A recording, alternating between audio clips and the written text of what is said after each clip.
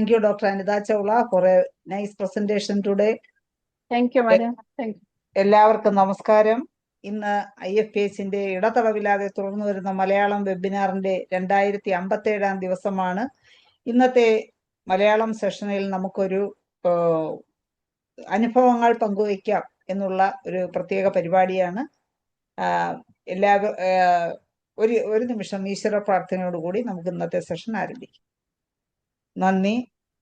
ഇന്നത്തെ ഈ പ്രത്യേക പരിപാടിയിൽ അനുഭവങ്ങൾ പങ്കുവയ്ക്കാം എന്നുള്ള ഈ പ്രത്യേക പരിപാടിയിൽ പങ്കെടുക്കുവാനായി സൂം പ്ലാറ്റ്ഫോമിലെത്തിയിട്ടുള്ള എല്ലാ ബഹുമാന്യരായ ഡോക്ടേഴ്സിനെയും ഹോമിയോപ്പതി സ്നേഹികളെയും സ്റ്റുഡൻസിനെയും വളരെ സ്നേഹപൂർവ്വം ഇന്നത്തെ സെഷനിലേക്ക് സ്വാഗതം ചെയ്യുന്നു. എല്ലാവർക്കും അറിയാം, ഈ അനുഭവങ്ങൾ പങ്കുവയ്ക്കുക എല്ലാവരും, ജൂനിയേഴ്സ് ആയാലും സീനിയേഴ്സ് ആയാലും എല്ലാവരും ഒരു ചെറിയ കേസുകളെങ്കിലും, ചെറിയതോ വലിയതോ ആയ ഏത് കേസുകളും നമുക്ക് ഇവിടെ അനുഭവമായിട്ട് നിങ്ങൾക്ക് പങ്കുവയ്ക്കാം. അതിലൊരു വിഷമമോ അല്ലെങ്കിൽ മറ്റൊരാൾ എന്ത് വിചാരിക്കുമെന്നോ അങ്ങനെ ഒരു കോംപ്ലക്സും വിചാരിക്കേണ്ട കാര്യമില്ല. എല്ലാവരും സ്വമേധയാ ഒന്ന് ഹാൻഡ് റൈസ് ചെയ്ത് നമുക്കുള്ള ഇന്നത്തെ പ്രോഗ്രാമിൽ അനുഭവങ്ങൾ പങ്കുവയ്ക്കുകയും ഒരു വലിയ വിജയമാക്കി തീർക്കുകയും ചെയ്യണം. അപ്പോൾ നമുക്ക് ആദ്യമായി ധനേഷ് ഡോക്ടറിലേക്ക് പോകാം. നന്ദി ശൈല ഡോക്ടറെ. നമ്മളിന്ന് ഇപ്പൊ തന്നെ ഇവിടെ വേദിയിൽ സംസാരിച്ചുകൊണ്ടിരുന്നത് ഡെങ്കിപ്പനിയെ കുറിച്ചാണ്. അപ്പം അത് വളരെ പ്രധാനപ്പെട്ട ഒരു അനുഭവം തന്നെയാണ്. കാരണം ഈ ഡെങ്കി പണ്ട് കാലത്തൊക്കെ നമ്മളൊന്നും അറിയാറില്ലായിരുന്നു. ഏതൊക്കെയാണ് കേസ്, ഡയഗ്നോസ് എന്ന് പറയുന്ന കാര്യങ്ങളിലോട്ടൊന്നും, വലിയ ടെസ്റ്റുകളിലോട്ടൊന്നും ആദ്യകാലങ്ങളിലൊന്നും അങ്ങനെ പോകാറില്ല. പക്ഷേ ഈ പറഞ്ഞ സിംറ്റംസ് എല്ലാം ഡെങ്കിപ്പനിക്കാരെയൊക്കെ നമ്മൾ വരും, അന്നൊക്കെ ചികിത്സിക്കും, രോഗികൾ ഭേദമാകും, പോകും. പക്ഷെ പിന്നീട് വന്നപ്പോഴാണ് ഡയഗ്നോസ്റ്റിക് ലെവലിലോട്ട് വളരെ പ്രാധാന്യത്തോടെ നമ്മൾ ചെക്ക് ചെയ്യാൻ തുടങ്ങുന്നതും ഡെങ്കു വരുമ്പോഴത്തേക്ക് ബ്ലഡ് പരിശോധിക്കുന്നതും അതൊക്കെ ഫ്രീക്വൻ്റ് ആയി മാറിയത്. ഡെങ്കു എന്നല്ല, ഏത് പനി വന്നാലും പിന്നീട് ആദ്യത്തെ ഒരു 3 ദിവസം മരുന്ന് കൊടുത്തതിന് ശേഷമാണ് മിക്കവാറും കേസുകളിൽ എന്തൊക്കെയാണ് മാറ്റങ്ങൾ കാണുന്നത് നോക്കിയിട്ട് നമ്മൾ ബ്ലഡ് ടെസ്റ്റുകളൊക്കെ പരിശോധിക്കുന്നത്. അപ്പം അങ്ങനെ പരിശോധിക്കുമ്പോഴത്തേക്ക് WBC തീരെ കുറവ് കാണിക്കുകയും പ്ലേറ്റ്ലെറ്റ്സിലൊക്കെ ചെറിയ മാറ്റം കാണുകയും ചെയ്യുമ്പോഴാണ് ഇത് ഡെങ്കു ആണോ എന്നുള്ള സംശയം തോന്നി ആ ഒരു പരീക്ഷണത്തിലോട്ടൊക്കെ നമ്മൾ പോകുന്നത്. പക്ഷേ സാധാരണഗതിയിൽ ആദ്യം ഒരു പേഷ്യൻ്റ് വന്ന് നമ്മൾ ബ്ലഡ് പരിശോധിക്കുമ്പോൾ എപ്പോഴും അത് പ്ലേറ്റ്ലെറ്റ്സ് കുറയണമെന്ന് നിർബന്ധമില്ല. പക്ഷെ ഒരു 2-3 ദിവസം കഴിഞ്ഞ് 5-ാം പക്കമൊക്കെ ആകുമ്പോഴാണ് മിക്കവാറും കേസുകളിൽ പ്ലേറ്റ്ലെറ്റ്സ് കുറയാൻ തുടങ്ങുന്നത്. അപ്പോൾ അങ്ങനെ വരുന്ന ഒരു സാഹചര്യം വരുമ്പോഴാണ് ഡെങ്കു NS എന്നൊക്കെ നമ്മൾ ടെസ്റ്റ് ചെയ്തിട്ട് പോസിറ്റീവ് ആണോ നെഗറ്റീവ് ആണോ എന്നൊക്കെ നോക്കുന്നത്. അപ്പോൾ അങ്ങനെ നോക്കി, അപ്പോൾ ഈ ഒരിടയ്ക്ക് എനിക്ക് ഡെങ്കു വന്നു. പക്ഷേ ഡെങ്കു വന്നപ്പോഴൊക്കെ ആദ്യം 2 ദിവസത്തേക്ക് നല്ല ശരീരവേദനയും പനിയും. അപ്പോൾ ആ സമയത്തുള്ള സിംറ്റം വെച്ച് നമ്മൾ മരുന്ന് കഴിച്ചുകൊണ്ടിരിക്കുകയാണ്. പക്ഷേ പിന്നീട് പെട്ടെന്ന് ഈ എറപ്ഷൻസ് ഒക്കെ വരാൻ തുടങ്ങിയപ്പോഴത്തേക്കും മനസ്സിലായി ഇത് കാര്യങ്ങൾ വഴി മാറിക്കൊണ്ടിരിക്കുകയാണ്. അപ്പോൾ ടെസ്റ്റ് ചെയ്തപ്പോഴത് ഡെങ്കു പോസിറ്റീവ് ആണെന്ന് മനസ്സിലായി. അപ്പോൾ ഡെങ്കു പോസിറ്റീവ് ആണെങ്കിൽ നമ്മുടെ സിംറ്റംസിന് റിലീഫ് ഉള്ളത് കൊണ്ടും ഈ പറഞ്ഞ രീതിയിൽ മെഡിസിൻ കഴിച്ചതിന് ശേഷം എറപ്ഷൻസ് ഒക്കെ കണ്ടതുകൊണ്ട് നമ്മൾ വെയിറ്റ് ചെയ്തു. പക്ഷേ പിന്നീട് അത് ഏകദേശം ഒരു 50,000 മാറുകയും ഭയങ്കരമായിട്ടുള്ള ക്ഷീണവും തളർച്ചയും വരികയും ചെയ്തപ്പോൾ കാര്യങ്ങൾ കൈവിട്ടു പോവുകയാണെന്നുള്ളൊരു തോന്നലുണ്ടായി. പക്ഷെ അങ്ങനെ കൈവിട്ടു പോകുന്ന തോന്നലുണ്ടായെങ്കിലും നമുക്ക് നമ്മുടെ മെഡിസിനിൽ വിശ്വാസം ഉണ്ടായിരുന്നു, നമുക്കിത് മാറ്റാൻ പറ്റും. പക്ഷേ അപ്പോൾ ഒരു കൺഫ്യൂഷൻ ഉണ്ടായി. ഇനി അഥവാ ഇതിനകത്തൊരു കൊമാറ്റോ സ്റ്റേജിലോട്ട് പോയാൽ പിന്നെ എന്നെ വീട്ടിലുള്ളവർ നേരെ ഹോസ്പിറ്റലിൽ കൊണ്ടുപോകാൻ സാധ്യതയുണ്ട്. അപ്പോൾ അതുകൊണ്ട് അതിനു മുമ്പ് തന്നെ ഞാൻ എൻ്റെ ചികിത്സ ഞാൻ തന്നെ ചെയ്യുന്നതിന് പകരം എൻ്റെ ഫ്രണ്ടായ അല്ലെ എൻ്റെ സുഹൃത്തായ എൻ്റെ ഗുരുവായ ഡോക്ടർ ദിലീപിനെ വിളിച്ച് പറയുകയും അദ്ദേഹത്തിനോട് ഞാൻ 2 കാര്യങ്ങളാണ് പറഞ്ഞത്. ഡോക്ടർ, എനിക്ക് എൻ്റെ സിംറ്റംസ് ഇപ്പോഴത്തെ ഇത് കണ്ടിട്ട് എനിക്കൊരു ബാക്ടീഷ്യയുടെ സിംറ്റംസും തോന്നുന്നുണ്ട്, ആർണിക്കയുടെ സിംറ്റംസും തോന്നുന്നുണ്ട്. ഇതിൽ ഏത് കഴിക്കണമെന്ന് ഞാൻ കൺഫ്യൂഷനിലാണ്. പക്ഷേ ഇതാണ് ഇപ്പോഴത്തെ അവസ്ഥ. അപ്പോൾ ഡോക്ടർ ഒന്നുകൂടെ ഒന്ന് കാര്യങ്ങൾ പറഞ്ഞു, ധൈര്യമായിട്ട് ബാക്ടീഷ്യ 200 ഒരു ഡോസ് കഴിക്കാൻ പറഞ്ഞു. അപ്പോൾ എൻ്റെ കയ്യിൽ ആ സമയത്ത് അതില്ലായിരുന്നു. പക്ഷേ അപ്പോൾ തന്നെ ഞാൻ ചേർത്തലേക്ക് വിട്ട് 200 തന്നെ വാങ്ങി. ഒരാളൊരു മെഡിസിൻ ഒരു പൊട്ടൻസി പറഞ്ഞു കഴിയുമ്പോൾ ആ പൊട്ടൻസിക്ക് നമ്മളൊരു കയ്യിലുള്ള ബാക്ടീഷ്യ തെരട്ടി കഴിക്കാമെന്ന് ഞാൻ വിചാരിച്ചില്ല. പക്ഷെ ഞാൻ പറയാൻ കാര്യം, ഈ പനി വന്ന് ഞാനൊരു 5 ദിവസത്തോളം വീട്ടിൽ റെസ്റ്റ് എടുക്കേണ്ടി വന്നു. അപ്പോൾ ആ ഒരു 5 ദിവസവും ക്ലിനിക്കിൽ ഞാൻ പേഷ്യൻസിനെ ഓൺലൈനായിട്ട് ഫോൺ വഴി കൺസൾട്ട് ചെയ്ത് മെഡിസിൻ കൊടുക്കുന്നുണ്ടായിരുന്നു. പക്ഷെ ഈ ഒരു ദിവസമായപ്പോൾ എനിക്ക് മനസ്സിലായി അത് ബുദ്ധിമുട്ടാകും. അതുകൊണ്ട് ഞാൻ അതങ്ങ് നിർത്തി. ഒരു ദിവസത്തേക്കുള്ള പ്രാക്ടീസ് കംപ്ലീറ്റ് നിർത്തി. അന്ന് വിളിച്ച് പറഞ്ഞു, ഞാൻ ഇത് കൊണ്ടുവരാൻ പറഞ്ഞു. നമ്മുടെ സ്റ്റാഫ് അത് കൊണ്ടുവന്ന് ഞാനത് കഴിച്ചു. അടുത്ത ദിവസം തന്നെ എനിക്ക് നല്ല മാറ്റമായി. അതാണ് നമുക്കൊരു നേരെ മറിച്ച് ഞാൻ ആ ഒരു മെഡിസിൻ അല്ല ആ സമയത്ത് കഴിക്കുന്നെങ്കിൽ ഒരു പക്ഷേ എൻ്റെ ഈ സിംറ്റമറ്റോളജി കുറെ കൂടി പ്രൊലോങ് ചെയ്തേനെ. ആ കറക്റ്റ് ഇൻഡിക്കേറ്റ് മെഡിസിൻ ആ കറക്റ്റ് സമയത്ത് കഴിച്ചതുകൊണ്ട് റിക്കവറി വളരെ വേഗത്തിലായി. അപ്പോൾ വേഗത്തിലാകുകയും വിത്തിൻ അടുത്ത 24 hours ഞാൻ വീണ്ടും പ്രാക്ടീസ് തുടങ്ങുകയും പിന്നീട് എനിക്ക് നല്ല വിശപ്പാകുകയും സാധാരണ ആ സമയത്ത് നല്ലപോലെ മീനും മുട്ടയും ഒക്കെ കഴിക്കുകയൊക്കെ ചെയ്ത് വളരെ ഒരു 3 days കഴിഞ്ഞപ്പോൾ തന്നെ പ്ലേറ്റ്ലെറ്റ്സ് നോർമലായി. അടുത്ത ദിവസം നോക്കിയപ്പോൾ തന്നെ പ്ലേറ്റ്ലെറ്റ്സ് ഇമ്പ്രൂവ്മെന്റ് ഈ 50,000 നേരെ 75,000 മാറി. അപ്പൊ അപ്പോഴേ ഇമ്പ്രൂവ്മെന്റ് ആയെന്നുള്ളത് നമുക്ക് മനസ്സിലായി. കാരണം അന്ന് ഞാൻ സുഖമായിട്ട് കിടന്നുറങ്ങി. അപ്പൊ ഈ ഇങ്ങനെയുള്ള സിംറ്റമറ്റോളജി കറക്റ്റ് ആണെങ്കിൽ നമുക്ക് തിരിച്ചു വരുന്ന റെസ്പോൺസ് എങ്ങനെയാണെന്ന് നോക്കുമ്പോൾ തന്നെ ഇത് ഇമ്പ്രൂവ്മെന്റ് ആണോ അതോ വഷളാകുകയാണോ എന്ന് നമുക്ക് മനസ്സിലാക്കാൻ പറ്റും. അപ്പൊ അങ്ങനെ ആ ഇമ്പ്രൂവ്മെന്റ് വന്നു കഴിഞ്ഞാൽ പിന്നെ നമ്മൾ മെഡിസിൻ അവിടെ റിപ്പീറ്റ് ചെയ്യേണ്ട കാര്യങ്ങളില്ല. പൊതുവെ ഞാൻ ഒരു ടിഞ്ചർ മെഡിസിൻ ഈ അസുഖത്തിന് വേണ്ടി കഴിച്ചില്ല എന്നുള്ളതാണ് വാസ്തവം. പലരും പറയാറുണ്ട് അത് കഴിക്കുകയാണെങ്കിൽ കുറച്ചുകൂടെ ബെറ്റർ ആണെന്നൊക്കെ. പക്ഷെ നമ്മൾ ഫോളോ ചെയ്യുന്ന ഒരു മെത്തേഡ് അങ്ങനെ ആയതുകൊണ്ട് അതിനിടയ്ക്ക് മറ്റു മെഡിസിൻസ് ഒന്നും കഴിച്ചില്ല. ഇതുകൊണ്ട് തന്നെ റിക്കവറി ആയി. പിന്നെ അടുത്ത ദിവസം മുതൽ വീണ്ടും ഞാൻ അതുപോലെ തന്നെ എല്ലാ പേഷ്യൻസിനെയും ഫോൺ വഴി തന്നെ കൺസൾട്ട് ചെയ്തു. പക്ഷെ എനിക്ക് ക്ലിനിക്കിൽ പോകാവുന്ന സ്റ്റേജ് ആയിരുന്നെങ്കിൽ പോലും ആ സമയത്ത് അങ്ങനെ അത് വേണ്ടാന്ന് തീരുമാനിച്ചു. അങ്ങനെ ഒരു 5ാമത്തെ ദിവസം തന്നെ വീണ്ടും പഴയ പോലെ തന്നെ ക്ലിനിക്കിൽ എത്തി. എനിക്ക് പ്രാക്ടീസ് ചെയ്യാൻ പറ്റി. അപ്പോൾ അത്രയ്ക്ക് നമുക്ക് ഈ പറഞ്ഞു വന്നതിൻ്റെ കാര്യങ്ങൾ ഒന്ന്, നമുക്കിതിൻ്റെ കറക്റ്റ് ഇൻഡിക്കേഷൻ മെഡിസിൻ കഴിക്കുകയാണെങ്കിൽ ഈ ടൈം ഡ്യൂറേഷൻ നമുക്ക് വളരെ വേഗത്തിൽ കുറയ്ക്കാൻ പറ്റും.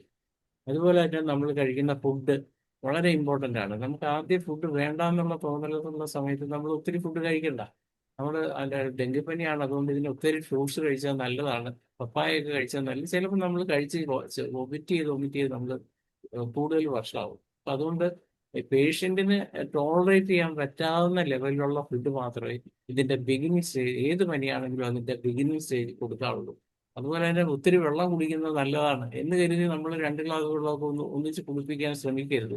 പലരും അങ്ങനെയാണ്, കരിക്കും വെള്ളം നല്ലതാണ്, കുറെ കരിക്കും വെള്ളം അങ്ങോട്ട് കൊടുക്കും. പക്ഷേ കൊടുക്കുന്നതനുസരിച്ച് വൊമിറ്റ് ചെയ്ത് പോവുകയാണെങ്കിൽ ക്ഷീണം കൂടുകയാണ് ചെയ്യുന്നത്. അപ്പം നമ്മൾ അങ്ങനെയുള്ള സമയത്ത് സിപ്പായിട്ട് വേണം 1 by 1 ആയിട്ട് ഇത് കൊടുക്കാൻ. അപ്പൊ ഇങ്ങനെ ഓരോ കേസിലും നമുക്ക് വ്യത്യസ്തമായ രീതിയിൽ ട്രീറ്റ് ചെയ്യണം. പക്ഷെ നമുക്ക് ഈ ട്രീറ്റ് ചെയ്യുമ്പോൾ നമുക്ക് തന്നെ ഒരു കോൺഫിഡൻസ് ഉണ്ടാവണം. നമ്മൾ ഒരിക്കലും പതറേണ്ട കാര്യമില്ല. നമുക്കൊരു കൺഫ്യൂഷൻ വന്നാൽ ആ കൺഫ്യൂഷൻ തീർക്കാനായിട്ട് നമ്മുടെ ബെസ്റ്റ് ഫ്രണ്ടായ ഏതെങ്കിലും ഒരു ഡോക്ടറെ വിളിച്ച് അത് ചോദിക്കുന്നതിൽ ഒരു മടിയും വിചാരിക്കരുത്. അയ്യോ പണ്ട് ആ തുടക്കത്തിലൊക്കെ ഞാനൊക്കെ അഭിമുഖീകരിച്ച ഏറ്റവും വലിയ പ്രശ്നം എന്ന് പറഞ്ഞാൽ നമ്മൾ ഒരു ഡോക്ടറോട് ഒരു സംശയം ചോദിച്ചാൽ ആ ഡോക്ടർ തിരിച്ചെന്തെങ്കിലും ചോദിച്ചാൽ നമ്മൾ എന്ത് പറയും അപ്പൊ എന്ന് വിചാരിച്ച് അങ്ങനെ ചോദ്യങ്ങൾ ചോദിക്കാറില്ലായിരുന്നു. പക്ഷെ ഇന്നിപ്പോ കാലമൊക്കെ ഒത്തിരി മാറി. ധൈര്യപൂർവ്വം നിങ്ങൾക്ക് ചോദിക്കാം, ഡോക്ടർ ഞാൻ ഈ മരുന്ന് കഴിച്ചിട്ട് എനിക്ക് മാറ്റം ഉണ്ടാകുന്നില്ല, ഞാൻ എന്താ ചെയ്യേണ്ടത്, ഇനി എങ്ങനെയാണ് ഇനി മുന്നോട്ട് പോകേണ്ടത് എന്ന് നമ്മൾ ചോദിക്കുകയാണെങ്കിൽ അപ്പം ആ ഡോക്ടർ എന്ത് ഒരു അഡ്വൈസ് തരും, അത് പോസിറ്റീവ് ആയിരിക്കും. പണ്ടത്തെ പോലെ അയ്യോ ഞാൻ എൻ്റെ ഈ കുട്ടൻസ് ഒക്കെ പറഞ്ഞു കഴിഞ്ഞാൽ ഇനി എനിക്ക് ദോഷം ആയി പോവുമോ, എൻ്റെ സീക്രട്ട് മുഴുവൻ പോവുമോ, എനിക്ക് പേഷ്യൻസ് കുറയുമോ, അങ്ങനെയുള്ള യാതൊരു ഉത്കണ്ഠ ഇന്നത്തെ ഡോക്ടർമാർക്കും ഇല്ല. അത് ധൈര്യപൂർവ്വം നിങ്ങളുടെ സംശയങ്ങൾ ചോദിക്കണം. ചോദിക്കുന്നതിൽ മുന്നോട്ടിറങ്ങി ചോദിക്കുന്നതിൽ യാതൊരു മടിയും വേണ്ട. ഏത് കൺഫ്യൂഷൻ മാറ്റാനും പറ്റിയ ആൾക്കാർ നമ്മുടെ ഇടയിൽ തന്നെ ഉണ്ട്. അതുകൊണ്ട് ഹോമിയോപ്പതി എന്ന് പറയുന്ന മെഡിസിൻ നമ്മൾ ട്രീറ്റ് ചെയ്യുമ്പോൾ ഇതിന്റെ ഓരോ മെഡിസിൻ കൊടുക്കുന്നതിന് മുമ്പ് നമ്മളത് ആ മെഡിസിൻ തന്നെയാണെന്ന് ഉറപ്പുവരുത്തണം. അപ്പൊ അത് എങ്ങനെയാണ് ഉറപ്പുവരുത്തുന്നത് ചോദിച്ചു കഴിഞ്ഞാൽ നമുക്ക് ഒറ്റ കാര്യമേ ഉള്ളൂ. നമ്മളിപ്പോൾ കട്ടിലിൽ കിടക്കുമ്പോൾ എൻ്റെ ഡോക്ടറെ കൈയും കാലും ഒക്കെ ഇങ്ങനെ അവിടെയൊക്കെ വിട്ട് പോണത് പോലെ തോന്നുന്നു, ഉണ്ടോന്ന് തന്നെ സംശയമാണ്. എങ്ങനെയാണ് പറയുന്നതെങ്കിൽ ആ രോഗി ചിലപ്പോൾ പറയും, ഇങ്ങനെയൊക്കെ പറയും. പക്ഷെ നമ്മൾ അത് കേട്ടങ്ങ് മറന്നു പോവല്ലേ ചെയ്യേണ്ടത്. ഇതിനകത്ത് പേഷ്യന്റ് പറയുന്ന ആ സിംറ്റമറ്റോളജി അതുപോലെ തന്നെ പുസ്തകത്തിലുണ്ട്. Body pieces are cut in the pieces and broken down feeling, അങ്ങനെയുള്ള ടെർമിനോളജി തന്നെ ഉണ്ട്. അപ്പോൾ ഈ പറയുന്നതിനെ നമ്മളൊന്ന് ഇംഗ്ലീഷിലോട്ട് ട്രാൻസ്ലേറ്റ് ചെയ്ത് അതൊന്ന് ഇത് ഇങ്ങനെ ഞാനത് കേട്ടിട്ടുണ്ടല്ലോ, അല്ലെങ്കിൽ ആർണിക്കാണെങ്കിൽ തിരിച്ചാണ്, ഇയാൾ അതിൻ്റെ അടുത്തോട്ട് വരുമ്പോൾ എൻ്റെ മേത്ത് മുട്ടിയാൽ എനിക്ക് നോവുമോ എന്നൊരു പേടി. അതാണ് ആ പേഷ്യന്റ് വരുമ്പോൾ നമ്മളൊന്ന് തൊടാന്ന് കരുതി പേഷ്യന്റ് കൊച്ചിനെ അല്ലെ ആ പേഷ്യന്റിനെ തൊടാൻ നോക്കുകയാണെങ്കിൽ അവര് ബൈസ്റ്റാൻഡർ തൊടാൻ ചെല്ലുമ്പോൾ തന്നെ വേണ്ട വേണ്ടമ്മേ വേണ്ട അച്ഛാ പിടിക്കണ്ട എന്നെ പിടിക്കല്ലേ എന്ന് പറയും. അപ്പൊ അങ്ങനെ പറയുന്ന ഒരു മൈൻഡാണ് ആർണിക്കായുടേത്. അപ്പൊ ഇങ്ങനെ ഓരോ കേസിലും വ്യത്യസ്തമായ ആ പറയുന്നതിനെ നമ്മൾ നേരെ നമ്മുടെ പ്രിന്റഡ് ഭാഷയിലോട്ട് കൺവേർട്ട് ചെയ്യുകയാണെങ്കിൽ നമുക്ക് കുറെ കൂടി ഈസി ആയിട്ട് കറക്റ്റ് മെഡിസിനിൽ എത്താൻ പറ്റും. അതുപോലെ തന്നെ 2-3 ദിവസമായി പനി തുടങ്ങിയിട്ട് ഞാൻ ആരെയും കാണാനൊന്നും പോയില്ല ഡോക്ടറെ, അല്ലെ 2-3 ദിവസമായി ഞാനൊന്ന് വീണ് പൊട്ടിയിട്ട് ഞാനൊന്നും ആരെയും കാണാനൊന്നും പോയില്ല. അപ്പൊ ആ ഒരു ഇൻഡിഫറൻസ് സഫറിങ് അത് കാണിക്കുന്ന ഒരു പേഷ്യന്റ് ആണെങ്കിൽ അവിടെ ആർമിക്കാൻ നമുക്ക് ചിന്തിക്കാവുന്നതാണ്. ആർമിക്കാർ പേഷ്യന്റ് ഒരിക്കലും കൈ മുറിഞ്ഞ ഉടനെ ഓടിപ്പോയി ഡോക്ടറെ എനിക്ക് മരുന്ന് വേണമെന്ന് പറയില്ല. അവൻ ബുദ്ധിമുട്ടുണ്ടായി കഴിയുമ്പോൾ അവന്റെ ബൈസ്റ്റാൻഡർ ആയിരിക്കും പറയുന്നത് വീണിട്ട് 2 ദിവസമായി ഏതെങ്കിലും ഡോക്ടറെ കാണാൻ പറഞ്ഞിട്ട് അത് സാരമില്ല എന്ന് പറഞ്ഞുകൊണ്ടിരിക്കുകയാണ്, ഇങ്ങനെ പറയുക. അപ്പൊ അങ്ങനെ പറയുന്ന പേഷ്യന്റിനെയാണ് നമ്മൾ ആർണിക്ക എന്ന മെഡിസിനെ കുറിച്ച് ചിന്തിക്കേണ്ടത്. അപ്പൊ ഇത് ജസ്റ്റ് ഞാൻ ഒന്ന് പറഞ്ഞേ ഉള്ളൂ. ഇനിയും ഇതുപോലെ ഒത്തിരി കാര്യങ്ങളുണ്ട്. ഇന്നലെ തന്നെ എനിക്കൊരു പ്രായമായ ബെഡ്രിഡനായ പേഷ്യൻ്റാണ്. അവര് ഒന്നും കഴിക്കുന്നില്ല, തീരെ അവശതയായിരുന്നു. അപ്പം ഭയങ്കര കുറച്ച് ദിവസങ്ങളായി പല ഹോസ്പിറ്റലിൽ അഡ്മിറ്റ് ചെയ്തിരിക്കുകയായിരുന്നു. 85 വയസ്സോളം ഉണ്ട്. വയറ്റിന് ഇങ്ങനെ പോയിക്കൊണ്ടിരിക്കുകയാണ്. അപ്പോൾ വീട്ടിലൊന്ന് ചെല്ലൊന്ന് നോക്കാൻ പറഞ്ഞ് നമുക്ക് വേണ്ടപ്പെട്ട ഒരു പേഷ്യൻ്റ് ആയതുകൊണ്ടാണ് ഞാൻ പോയത്. ചെന്ന് നോക്കുമ്പോൾ ഈ പേഷ്യൻ്റ് ഓറലായിട്ട് ഫീഡിങ്ങിനുള്ള ട്യൂബ് ഇട്ടിട്ടുണ്ട്, അല്ലാതെ വേറെ ഒന്നും തന്നെ ഇല്ല. ആള് അൺകോൺഷ്യസ് ആയ രീതിയിൽ ഇങ്ങനെ കിടക്കുകയാണ്. എന്നാലും പിടിക്കുമ്പോൾ ഒരു ഇതൊക്കെ ഉണ്ട്, ശരീരത്തൊക്കെ നീരുണ്ട്. അപ്പം ജസ്റ്റ് തൽക്കാലത്തേക്കൊന്ന് എപ്പിസ് കൊടുത്തു. അത് കഴിഞ്ഞിട്ട് വെയിറ്റ് ചെയ്തു. വൈകിട്ടാകുമ്പോഴത്തേക്ക് എങ്ങനെ ഉണ്ടെന്ന് പറയാൻ പറഞ്ഞു. അപ്പോൾ ഡോക്ടർ ഇപ്പോഴും വയറ്റിൽ നിന്ന് ഇങ്ങനെ പോവുകയാണ്, പക്ഷെ സ്മെല്ലൊക്കെ ഉണ്ട്.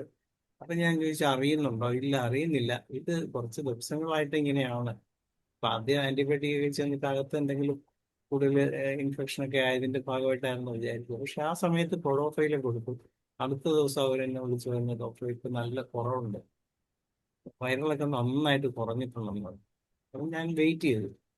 പക്ഷെ ഇന്നലെ ഒരു 7 മണി കഴിഞ്ഞപ്പോഴത്തേക്ക് അവർ വിളിച്ചു ഡോക്ടറെ ഭയങ്കര ശ്വാസം മുട്ടലും കുറുങ്ങലും അതൊക്കെ കാണിക്കുന്നു, ഞങ്ങൾക്ക് പേടിയാകുന്നെന്ന് പറഞ്ഞു. അപ്പൊ ഞാൻ ഒന്നുകൂടെ വൈകിട്ട് രാത്രി വരുന്ന വഴി ഒന്ന് കയറിയപ്പോഴത്തേക്ക് ഞാൻ ഇവർക്ക് കാർബോവിറ്റാണ് കൊടുത്തത്. ഇന്ന് രാവിലെ ഒരു മെസ്സേജ് ഇട്ടു ഡോക്ടറെ അത് ആ മെഡിസിൻ കൊടുത്തതിന് ശേഷം ഇത് തീരെ ഒന്നും വായി കൂടെ കൊടുക്കാൻ പറ്റുന്ന മെസ്സേജ് അല്ല, വെറും വെള്ളത്തിൽ കലക്കിയിട്ട് ഒരു 5 ഡ്രോപ്സ് ഇത് ഇടയ്ക്കിടയ്ക്ക് ചുണ്ടിൽ ഒഴിച്ചു കൊടുക്കാനാണ് പറഞ്ഞിരുന്നത്. രാവിലെ ആയപ്പോൾ ഒരു പറഞ്ഞു ആ മെഡിസിൻ കഴിഞ്ഞ് 1/2 മണിക്കൂർ കഴിഞ്ഞ് നമുക്ക് തമ്മ സുഖമായിട്ട് കിടന്നു. പിന്നെ കുറുങ്ങലുമില്ല, കുറെ കഫം അങ്ങ് വായിക്കൂടെ അങ്ങ് പോയി. അത് കഴിഞ്ഞിട്ട് സുഖമായിട്ടിരുന്നു. ഇപ്പം നേരം എടുത്തു കഴിഞ്ഞിട്ട് നല്ല സുഖമാണ്. ഞാൻ ഇനി അഥവാ ഇവര് എന്തെങ്കിലും ഒരു അത്യാവശ്യം വിളിച്ചെങ്കിലോ എന്ന് കരുതി വെയിറ്റ് ചെയ്തിരിക്കുകയായിരുന്നു. കാരണം എമർജൻസി ഇങ്ങനെയുള്ള സിറ്റുവേഷൻ എപ്പോഴും ക്ലോക്കിന്റെ പെൻഡിലും അങ്ങോട്ട് പോകും ഇങ്ങോട്ട് പോകും എന്ന് പറഞ്ഞ പോലെ എപ്പോഴും അങ്ങോട്ടും ഇങ്ങോട്ടും പോകാവുന്ന ഒരു അവസ്ഥയിലാണ് ആ പേഷ്യന്റെ അവസ്ഥ. അപ്പൊ അവിടെ കാർബോവേജ് നന്നായിട്ട് വർക്ക് ചെയ്തു. അപ്പൊ ഇത് ഇങ്ങനെയുള്ള ഒരു പതോളജിക്കലി അഡ്വാൻസ് ആയിട്ടുള്ള സ്റ്റേജിൽ ഇങ്ങനെയും നമുക്ക് ട്രീറ്റ് ചെയ്യാം എന്ന് പറയുന്നതിന് വേണ്ടിയാണ് ഞാൻ ഈ ഒരു കേസ് കൂടെ പറഞ്ഞത്. എന്തായാലും തുടക്കം അത്യാവശ്യമൊക്കെ പറഞ്ഞെന്നാണ് എൻ്റെ ഓർമ്മ. ഇനി മറ്റുള്ളവരിലോട്ട് പോവാം. വളരെ സന്തോഷം ധനേഷ് ഡോക്ടറെ. ധനേഷ് ഡോക്ടർ പറഞ്ഞ കാര്യങ്ങൾ വളരെ കറക്റ്റാണ്. ഇപ്പൊ അവസാനം പറഞ്ഞ കാർബോഹൈഡ്രേറ്റിൽ എനിക്കും ഉണ്ട് ഒരു എക്സ്പീരിയൻസ്. ഇതുപോലെ മരിക്കും എന്നുള്ള ഏകദേശം മരണം അടുത്ത് കിടക്കുന്ന എൻ്റെ ഒരു ബന്ധു തന്നെ ഒരു പേഷ്യന്റ് ലേഡി ആയിരുന്നു. അവര് ഇങ്ങനെ ഹോസ്പിറ്റലിൽ നിന്നൊക്കെ വിട്ട് നിങ്ങൾ വീട്ടിൽ കൊണ്ടുപോയി ഇച്ചിരി വെള്ളമൊക്കെ കൊടുത്ത് കിടത്തിയാൽ മതി, കഞ്ഞിവെള്ളമൊക്കെ കുറേശ്ശെ കൊടുത്താൽ മതി, ഇനി ചികിത്സയൊന്നും ഇല്ലെന്ന് പറഞ്ഞ് വിട്ടതായിരുന്നു. അപ്പോ ഞാൻ അപ്പോഴ് ഒന്നും സംഭവിക്കുന്നുമില്ല എന്നാ അങ്ങനെ കടന്നു എന്തെങ്കിലും സംഭവിക്കും എന്നുള്ള അവസ്ഥയിൽ. അപ്പോൾ ഞാൻ ഇങ്ങനെ ഇതുപോലെ കാർബോജ് 30 കൊണ്ടുവന്ന് കൊടുത്തിട്ട് നിങ്ങൾ ഇത് കൊടുത്ത് ആ ഗ്യാസിന്റെ പ്രശ്നം ഈ നെഞ്ചത്ത് കപ്പ വരുന്ന വലിക്കുന്ന പോലെ തൊണ്ടയിൽ. അപ്പൊ ഞാൻ ലാസ്റ്റ് സ്ട്രഗിൾ ആയിരിക്കും എന്നൊക്കെ വിചാരിച്ചതാണ്. പക്ഷെ എന്തായാലും കൊള്ളാം. ആ പിന്നെ ഒരു 1.5 വർഷം അവര് കിടന്നു. അപ്പൊ ഈ നോക്കുന്നവരെ മടുത്തു. കാരണം അന്ന് മരിച്ചു പോകുമെന്ന് വിചാരിച്ചാണ്. ഒരുപാട് പ്രായമുള്ളതാണ്. പക്ഷെ അവര് 1.5 വർഷം പിന്നെയും കിടക്കുകയും ചെയ്തു. പിന്നെ ഭക്ഷണമൊക്കെ പിന്നെ എല്ലാം കഴിക്കുകയും ചെയ്തു. 1.5 വർഷം കഴിഞ്ഞാണ് മരിച്ചത്. ആ പ്രശ്നങ്ങളെല്ലാം മാറി. ഹോസ്പിറ്റലിൽ നിന്ന് തള്ളിയതാണ്. ഉടനെ എന്തെങ്കിലും സംഭവിക്കും, നിങ്ങൾ വീട്ടിൽ കൊണ്ട് വയ്ക്കുമെന്ന് പറഞ്ഞു. അതെ, അങ്ങനെ തീർച്ചയായും ഇങ്ങനെയുള്ള അത്ഭുതങ്ങളാണ് നമ്മുടെ മെഡിസിൻ ചെയ്യുന്നത്. പലരും പറയാറുണ്ട് അന്ന് ഇനി ഒരു രക്ഷയില്ല ഡോക്ടറെ എന്ന് പറഞ്ഞ കേസാണ്. ഇന്ന് അവര് തന്ന വീഡിയോ, ഒരു സെക്കൻഡ്, ഇന്നലത്തെ പേയ്മെന്റ് ആണ് കേട്ടോ സാർ വന്നതിന്റെ ഇത് ഇട്ടേച്ചാ മതി എന്ന് പറഞ്ഞുകൊണ്ടാണ്. നോക്കിയിട്ട് പറയണേ. ഇന്നലെ പിന്നെ കഫ കുറച്ചൊക്കെ തുപ്പിപ്പോയി കേട്ടോ. പിന്നെ അത് കഴിഞ്ഞ് പുള്ളി കിടന്ന് ഉറങ്ങി, ആശ്വാസമായിരുന്നു. Okay doctor. ഇത് ആ പേഷ്യന്റ് ഇന്ന് രാവിലെ അയച്ച മെസ്സേജാണ്. ഇതാണ് നമുക്ക് ഹോമിയോപ്പതിക്ക് ചെയ്യാൻ പറ്റുന്ന ഒരു വലിയ കാര്യമെന്ന് ഞാൻ പറയുകയാണ്. ഇനി മറ്റുള്ളവരിലോട്ട് പോകാം ഡോക്ടർ. തീർച്ചയായിട്ടും. അപ്പോ ഇനി ഡോക്ടേഴ്സിന് എന്തെങ്കിലും അവരവരുടെ അനുഭവങ്ങൾ പങ്കുവയ്ക്കാനുള്ളവർ ദയവായി ഒന്ന് ഹാൻഡ് റൈസ് ചെയ്യുക. ഹാൻഡ് റൈസ് ചെയ്യുന്നില്ലെങ്കിൽ ഞാൻ ഓരോരുത്തരായിട്ട് വിളിക്കാം. ഹാൻഡ് റൈസ് ചെയ്താൽ വളരെ സന്തോഷം. ആലീസ് ഡോക്ടർക്ക് ആലീസ് ഡോക്ടർ ഹാൻഡ് റൈസ് ചെയ്തല്ലോ. ഡോക്ടറുടെ അനുഭവം എന്താന്ന് വെച്ചാൽ പറയാം. ഡോക്ടറെ പറഞ്ഞോളൂ. അൺമ്യൂട്ട് ചെയ്ത് സംസാരിക്കാം. ഓക്കെ. ഇപ്പൊ ധനേഷ് ഡോക്ടർ ഒരു ആർണിക്കയുടെയും ഒക്കെ അനുഭവം പറഞ്ഞപ്പോ എനിക്കും ആർണിക്കയുടെ ഒരു ഓർമ്മ വന്നു. വർഷങ്ങൾക്ക് മുമ്പ്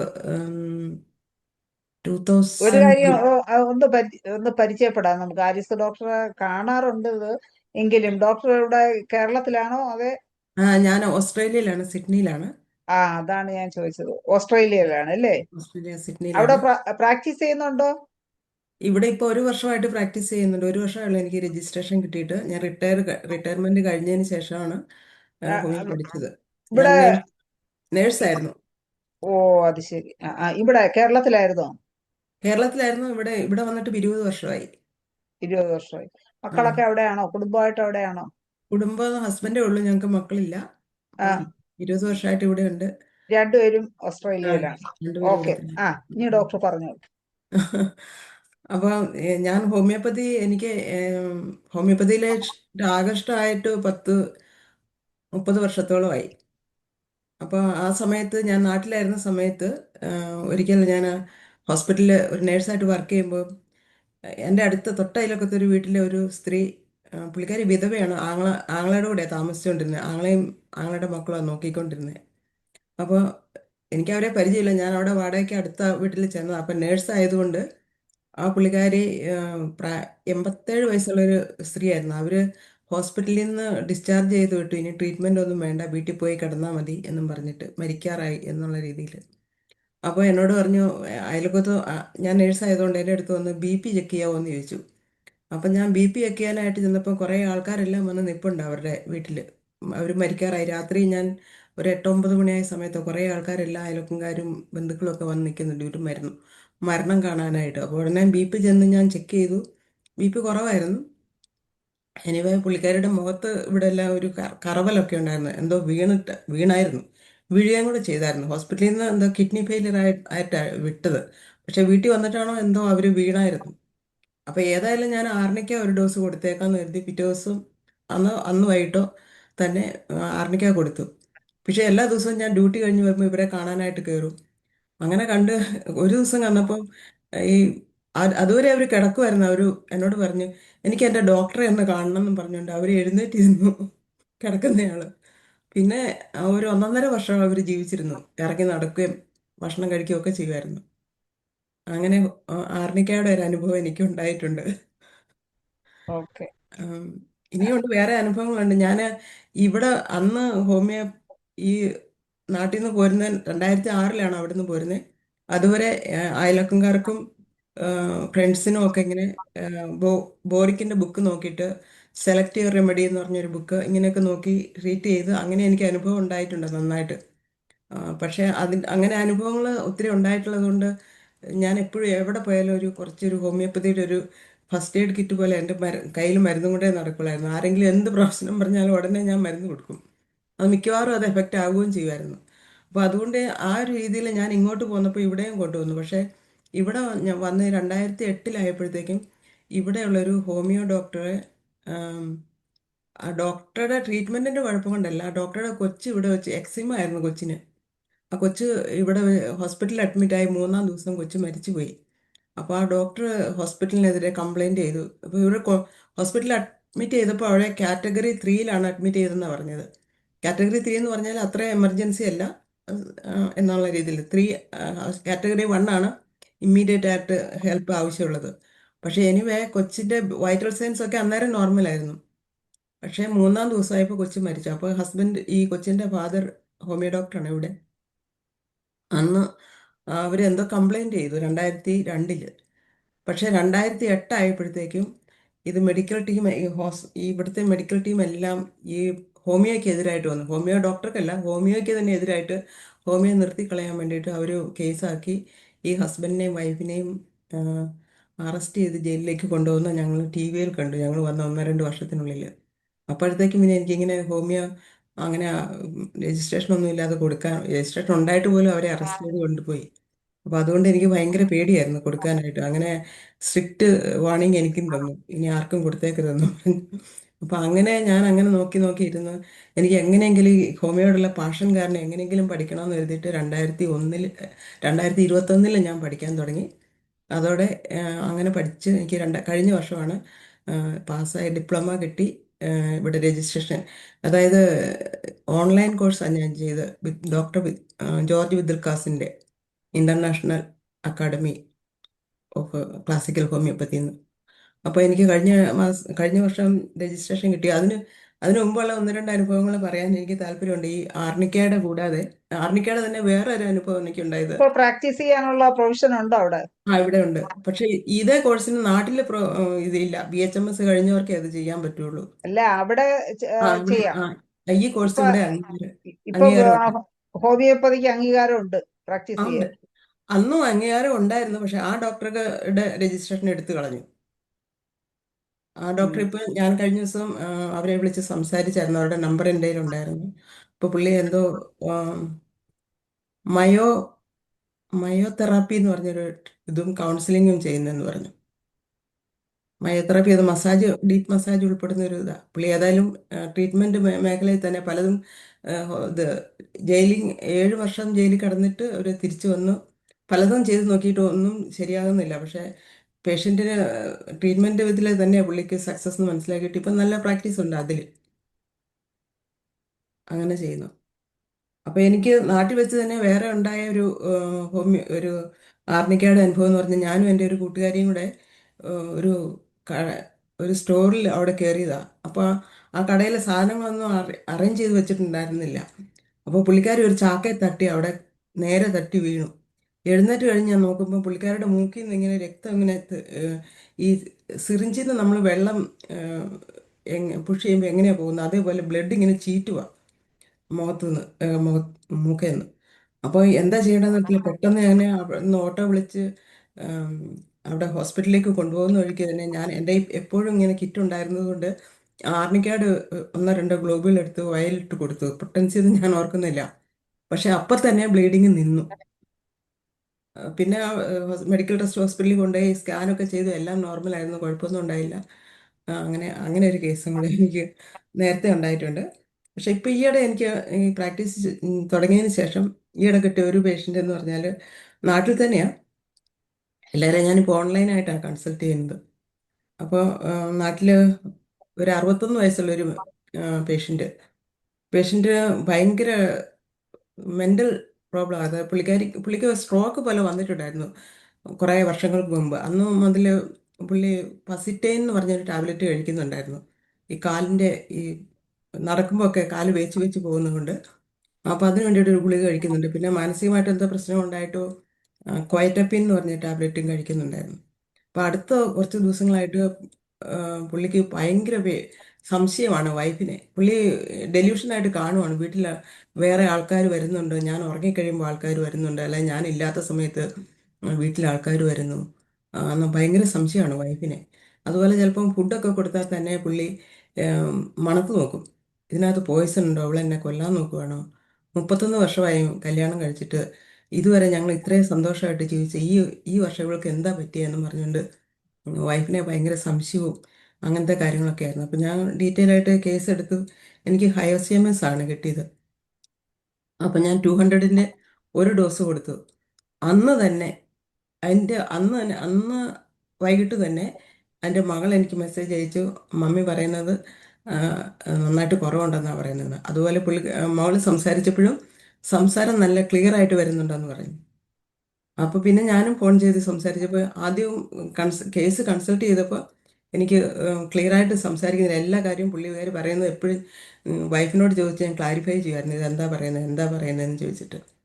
അത് ഞാൻ മരുന്ന് മേടിക്കുന്നതിൻ്റെ തലേദിവസം ആദ്യം കൺസൾട്ട് ചെയ്യുന്നുണ്ട്. അന്ന് വൈകിട്ട് വിളിക്കുമ്പോൾ പേഷ്യൻ്റ് വീട്ടിൽ നിന്ന് ഇറങ്ങി ഓടി സന്ധ്യയായ സമയത്ത് എന്നിട്ട് പുള്ളിക്കാരി ഗേറ്റ് തുറന്ന് വെളിയിൽ ഓടി. എന്നിട്ട് പുള്ളിക്കാരിക്ക് പിടിക്കാൻ പറ്റിയില്ല. വേറെ ആൾക്കാർ വണ്ടിയെ വരുന്ന അവരോട് പറഞ്ഞു പുള്ളിയെ പിടിച്ചു നിർത്താൻ പറഞ്ഞു. അങ്ങനെ വീട്ടിൽ കൊണ്ടുവന്നു. പക്ഷെ ഹയാസിമസ് കഴിച്ചിട്ട് ഇപ്പം നല്ല കുറഞ്ഞ് അങ്ങനെ നിൽക്കുവാണ്. പക്ഷെ അടുത്തിടെ ഹയാസിമസ് കഴിച്ചു കഴിഞ്ഞപ്പോൾ പുള്ളിയുടെ കാലിൻ്റെ ഫസ്റ്റ് നിർത്തിയിരിക്കും അങ്ങനെ കണ്ടായിരുന്നു. എനിവേ ആ കാലിന് വീണ്ടും ഇങ്ങനെ വരാൻ തുടങ്ങി. അപ്പോൾ എനിക്കൊന്ന് മെൻ്റൽ സിംറ്റം ശരിയായപ്പോൾ അത് ഫിസിക്കലിലേക്ക് മാറിയതാണെന്ന് തോന്നുന്നു. അപ്പം ഞാൻ പറഞ്ഞു കുറച്ച് ദിവസം ഒന്ന് വെയിറ്റ് ചെയ്യാം, എനിക്കും തിരക്കായിരുന്നു ആ ആഴ്ചയിൽ. അടുത്ത ആഴ്ച ഞാൻ നോക്കാം എന്ന് പറഞ്ഞിട്ട് പറഞ്ഞു. പക്ഷേ പുള്ളി ആ ടാബ്ലറ്റ് എടുത്ത് കഴിച്ചതും വീണ്ടും പഴയതുപടിയായി അതിലപ്പുറമായി. ഇപ്പോൾ ഫസ്റ്റ് ടൈം നിർത്തിയിട്ടുണ്ട്. ഞാൻ പിന്നെ ഒന്നും മരുന്ന് കൊടുത്തിട്ടില്ല. 2 ഡോസ് ആകെപ്പാടെ കൊടുത്തിട്ടുള്ളൂ. അപ്പം ഇതാണ് ഒരവസ്ഥ. ഇത് 1.5 മാസം മുമ്പ് നടന്ന കാര്യമാണ്. ഈ ഒരു അനുഭവം ഇപ്പം പറയാൻ ആഗ്രഹിക്കുന്നു. എന്തായാലും സന്തോഷം. ഉം.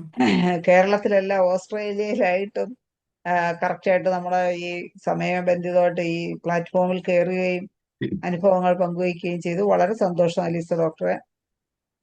ഇനി മറ്റുള്ളവരുടെ അനുഭവങ്ങൾ നമുക്ക് കേൾക്കാം. ഇനി ആരാണ് ഹാൻഡ് റൈസ് ചെയ്യുന്നാലും അനുഭവങ്ങൾ പങ്കുവയ്ക്കാൻ വേണ്ടി ഹാൻഡ് റൈസ് ചെയ്യാം, അനുഭവങ്ങൾ പങ്കുവയ്ക്കാം. വൈദ്യർ ഡോക്ടർ എബ്രഹാം വൈദ്യർ ഡോക്ടർ സംസാരിക്കാമോ? വൈദ്യർ ഡോക്ടറെ, വൈദ്യർ ഡോക്ടറെ അൺമ്യൂട്ട് ചെയ്ത് സംസാരിക്കാം. വൈദ്യർ ഡോക്ടർ ഉണ്ടോ?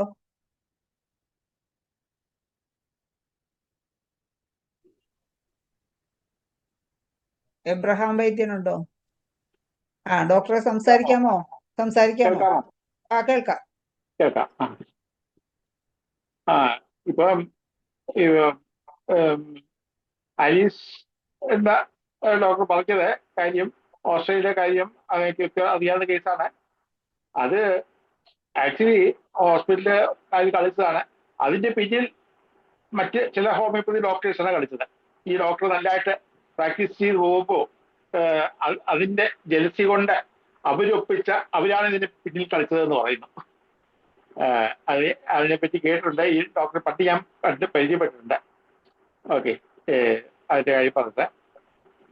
ഇനിയിപ്പം എൻ്റെ അഭിപ്രായത്തിൽ പലരും പ്രത്യേകിച്ച് പ്രായമുള്ളവര് മരിക്കുന്ന അവസരത്തിൽ നമുക്ക് സഹായിക്കാൻ പറ്റും, രക്ഷപ്പെടുത്താൻ പറ്റും എന്നൊക്കെ പറയുന്നെങ്കിലും അത് പലപ്പോഴും വീട്ടുകാർക്ക് പാടിയായി വരുന്നുണ്ട്.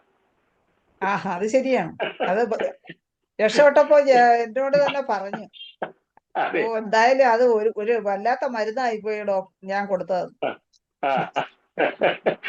കട്ടിലൊഴിയൊന്നും കരുതി പ്രതീക്ഷിച്ചിരിക്കുമ്പോൾ ഹോമിയോപ്പതി ഡോക്ടർ വില്ലനെ പോലെ വന്ന് പ്രശ്നം ഉണ്ടാക്കുന്നു എന്നുള്ള സംഗതി കൂടി നമ്മൾ ഓർത്തിരിക്കേണ്ടതുണ്ട്. അപ്പോൾ എൻ്റെ 1-2 അനുഭവത്തിൽ ഒരെണ്ണം പറഞ്ഞാല്, ഞാന് കൊല്ലം ജില്ലയിലെ സ്ഥലത്തിന്റെ പേര് തൃക്കരുവ പഞ്ചായത്തില് ഡിസ്പെൻസറി തുടങ്ങിയപ്പോൾ ഞാൻ ഫസ്റ്റ് അപ്പോയിന്റ് വളർത്തുന്നത്. അപ്പൊ ഒരു വാടക വീട്ടിലാണ് അത് താമസിച്ചത്. വാടക വീട്ടിൽ താമസിച്ചെങ്കില് അതിന് തൊട്ടടുത്ത് ഓണർ താമസിക്കുന്നുണ്ട്. അപ്പൊ അത് താമസിച്ച് അവിടുന്ന് പിന്നെ കുറച്ച് കഴിഞ്ഞിട്ട് അടുത്ത വീട്ടിലോട്ട് മാറി. പിന്നെ അവിടുത്തെ PH സെന്ററിന് അകത്തോട്ട് സെന്റർ മാറ്റി ഒക്കെ ആയിരുന്നു പൊയ്ക്കൊണ്ടിരുന്നത്. അപ്പോൾ ഇപ്പൊ അവിടുന്ന് വീണ്ടും ഇങ്ങോട്ട് മാറ്റി PH സെന്ററിൽ. ഈ ഡോക്ടറെ ഇരിക്കുന്നുണ്ടായി. കാര്യം അവിടെ വരുന്ന പേഷ്യന്റ് നമ്മുടെ പേഷ്യന്റ് എല്ലാം കൂടെ വന്ന് ഒരു മത്സരാന്തരീക്ഷം ഉണ്ടാക്കുന്നു. അവരെക്കാട്ടി കൂടുതൽ പേഷ്യന്റ് നമുക്ക് ആകുമ്പോഴത്തേക്ക് അവർക്ക് ജലസി ഉണ്ടാകുന്നു. അങ്ങനെ പ്രശ്നമായപ്പോഴത്തേക്ക് പിന്നീട് ഡോക്ടർമാരൊക്കെ അത് അങ്ങോട്ട് മത്സരിക്കാൻ വയ്യ, അവര് മാറിപ്പോയി. എന്തായാലും ഞാൻ ആദ്യം പ്രാക്ടീസിന് വേണ്ടി എടുത്ത ബിൽഡിങ്ങിലെ ഓണർ അങ്ങർക്ക് ഭയങ്കര പുച്ഛമാണ്. ഹോമിയോപ്പതിക്ക് തന്നതെങ്കിലും വലിയ പുച്ഛമാണ്, വലിയ സഹകരണമൊന്നുമില്ല, ഇങ്ങനെ പോയിക്കൊണ്ടിരിക്കുന്നു. അപ്പൊ കുറച്ച് വർഷങ്ങൾക്ക് ശേഷം ഞാൻ അവിടുത്തെ ആക്ച്വലി മാറി പഞ്ചായത്തിന് മാറി കഴിഞ്ഞ സമയത്ത് ഇവരെന്നെ വിളിക്കുന്നു, ഡോക്ടറെ ഒന്ന് വരണമെന്ന് പറഞ്ഞു വിളിച്ചു. ഇയാളുടെ ഭാര്യയും മോളും കൂടെ വിളിച്ചു. അവര് വിളിച്ചാൽ എന്തോ ഞാൻ അവിടെ ചെന്നപ്പോൾ ഇയാൾ വളരെ ക്രിട്ടിക്കൽ കണ്ടീഷൻ കിടക്കുക, വളരെ ക്ഷീണിച്ച അവസരമായി. അപ്പൊ ഇയാൾക്ക് വലിയൊരു ആദ്യത്തിൽ പറയാത്ത ചില കണ്ടീഷനൊക്കെ ഉണ്ട്. സ്കോട്ടമങ്ങ എല്ലാവർക്കും വളരെ വലുതായിട്ടിരിക്കുക, ഒരുപാട് എല്ലാവർക്കും ഇരിക്കുകയാണ്. എലിഫന്റിയാസ് ആണോ അത് മറ്റേതാണോ ഇത് ഡയഗ്നോസ് പോലും ചെയ്യാൻ പറ്റില്ല. അയാൾ കാണിക്കാനും സമ്മതിക്കത്തില്ല. എന്തായാലും അങ്ങനെ ഇരിക്കുന്ന അതുകൊണ്ട് അയാളെ ആരും അടുപ്പിക്കാത്ത ഡോക്ടർമാരുടെ അടുത്ത് പോകാൻ തയ്യാറായിട്ടില്ല. അപ്പം ഞാൻ ചെന്നു. അപ്പൊ ഈ നേഴ്സർ അയാളെ അൾസാൽബ് അല്ലേ എനിക്ക് തോന്നുന്നു ഡോക്ടറെ കാണണ്ട എന്ന് വെച്ചോണ്ടിരിക്കുന്നത് അൾസാൽബുകാരൻ്റെ എനിക്ക് തോന്നി. അപ്പം ഇയാളെ വളരെ ആവശ്യമായിട്ട് ഒരു കോമയായിട്ടും തീരെ ആവശ്യമായിട്ട് കിടക്കുക. പക്ഷെ അവസ്ഥ കണ്ടാല് അവിടുത്തെ വീട്ടിലോട്ട് കയറാൻ വയ്യ. കാര്യം ഭയങ്കര ഒഫൻസീവ്നെസ്. അയാൾ കിടക്കുന്ന മുറിയല്ല, വീട് മൊത്തം ഒഫൻസീവ് കണ്ടീഷൻ. കേൾക്കുന്നില്ല ഡോക്ടറെ, കുറച്ച് മുമ്പോട്ട് നെറ്റ് പ്രോബ്ലം ഉണ്ട്, കേൾക്കുന്നില്ല, ക്ലിയർ ആയില്ല ഡോക്ടറെ. ഇപ്പൊ ഞാന് ഇപ്പൊ നെറ്റ് ഇഷ്യൂ ഉണ്ട് ഡോക്ടറെ. എന്നാ ഞാൻ ഇയർഫോൺ കട്ടിക്കാമേ.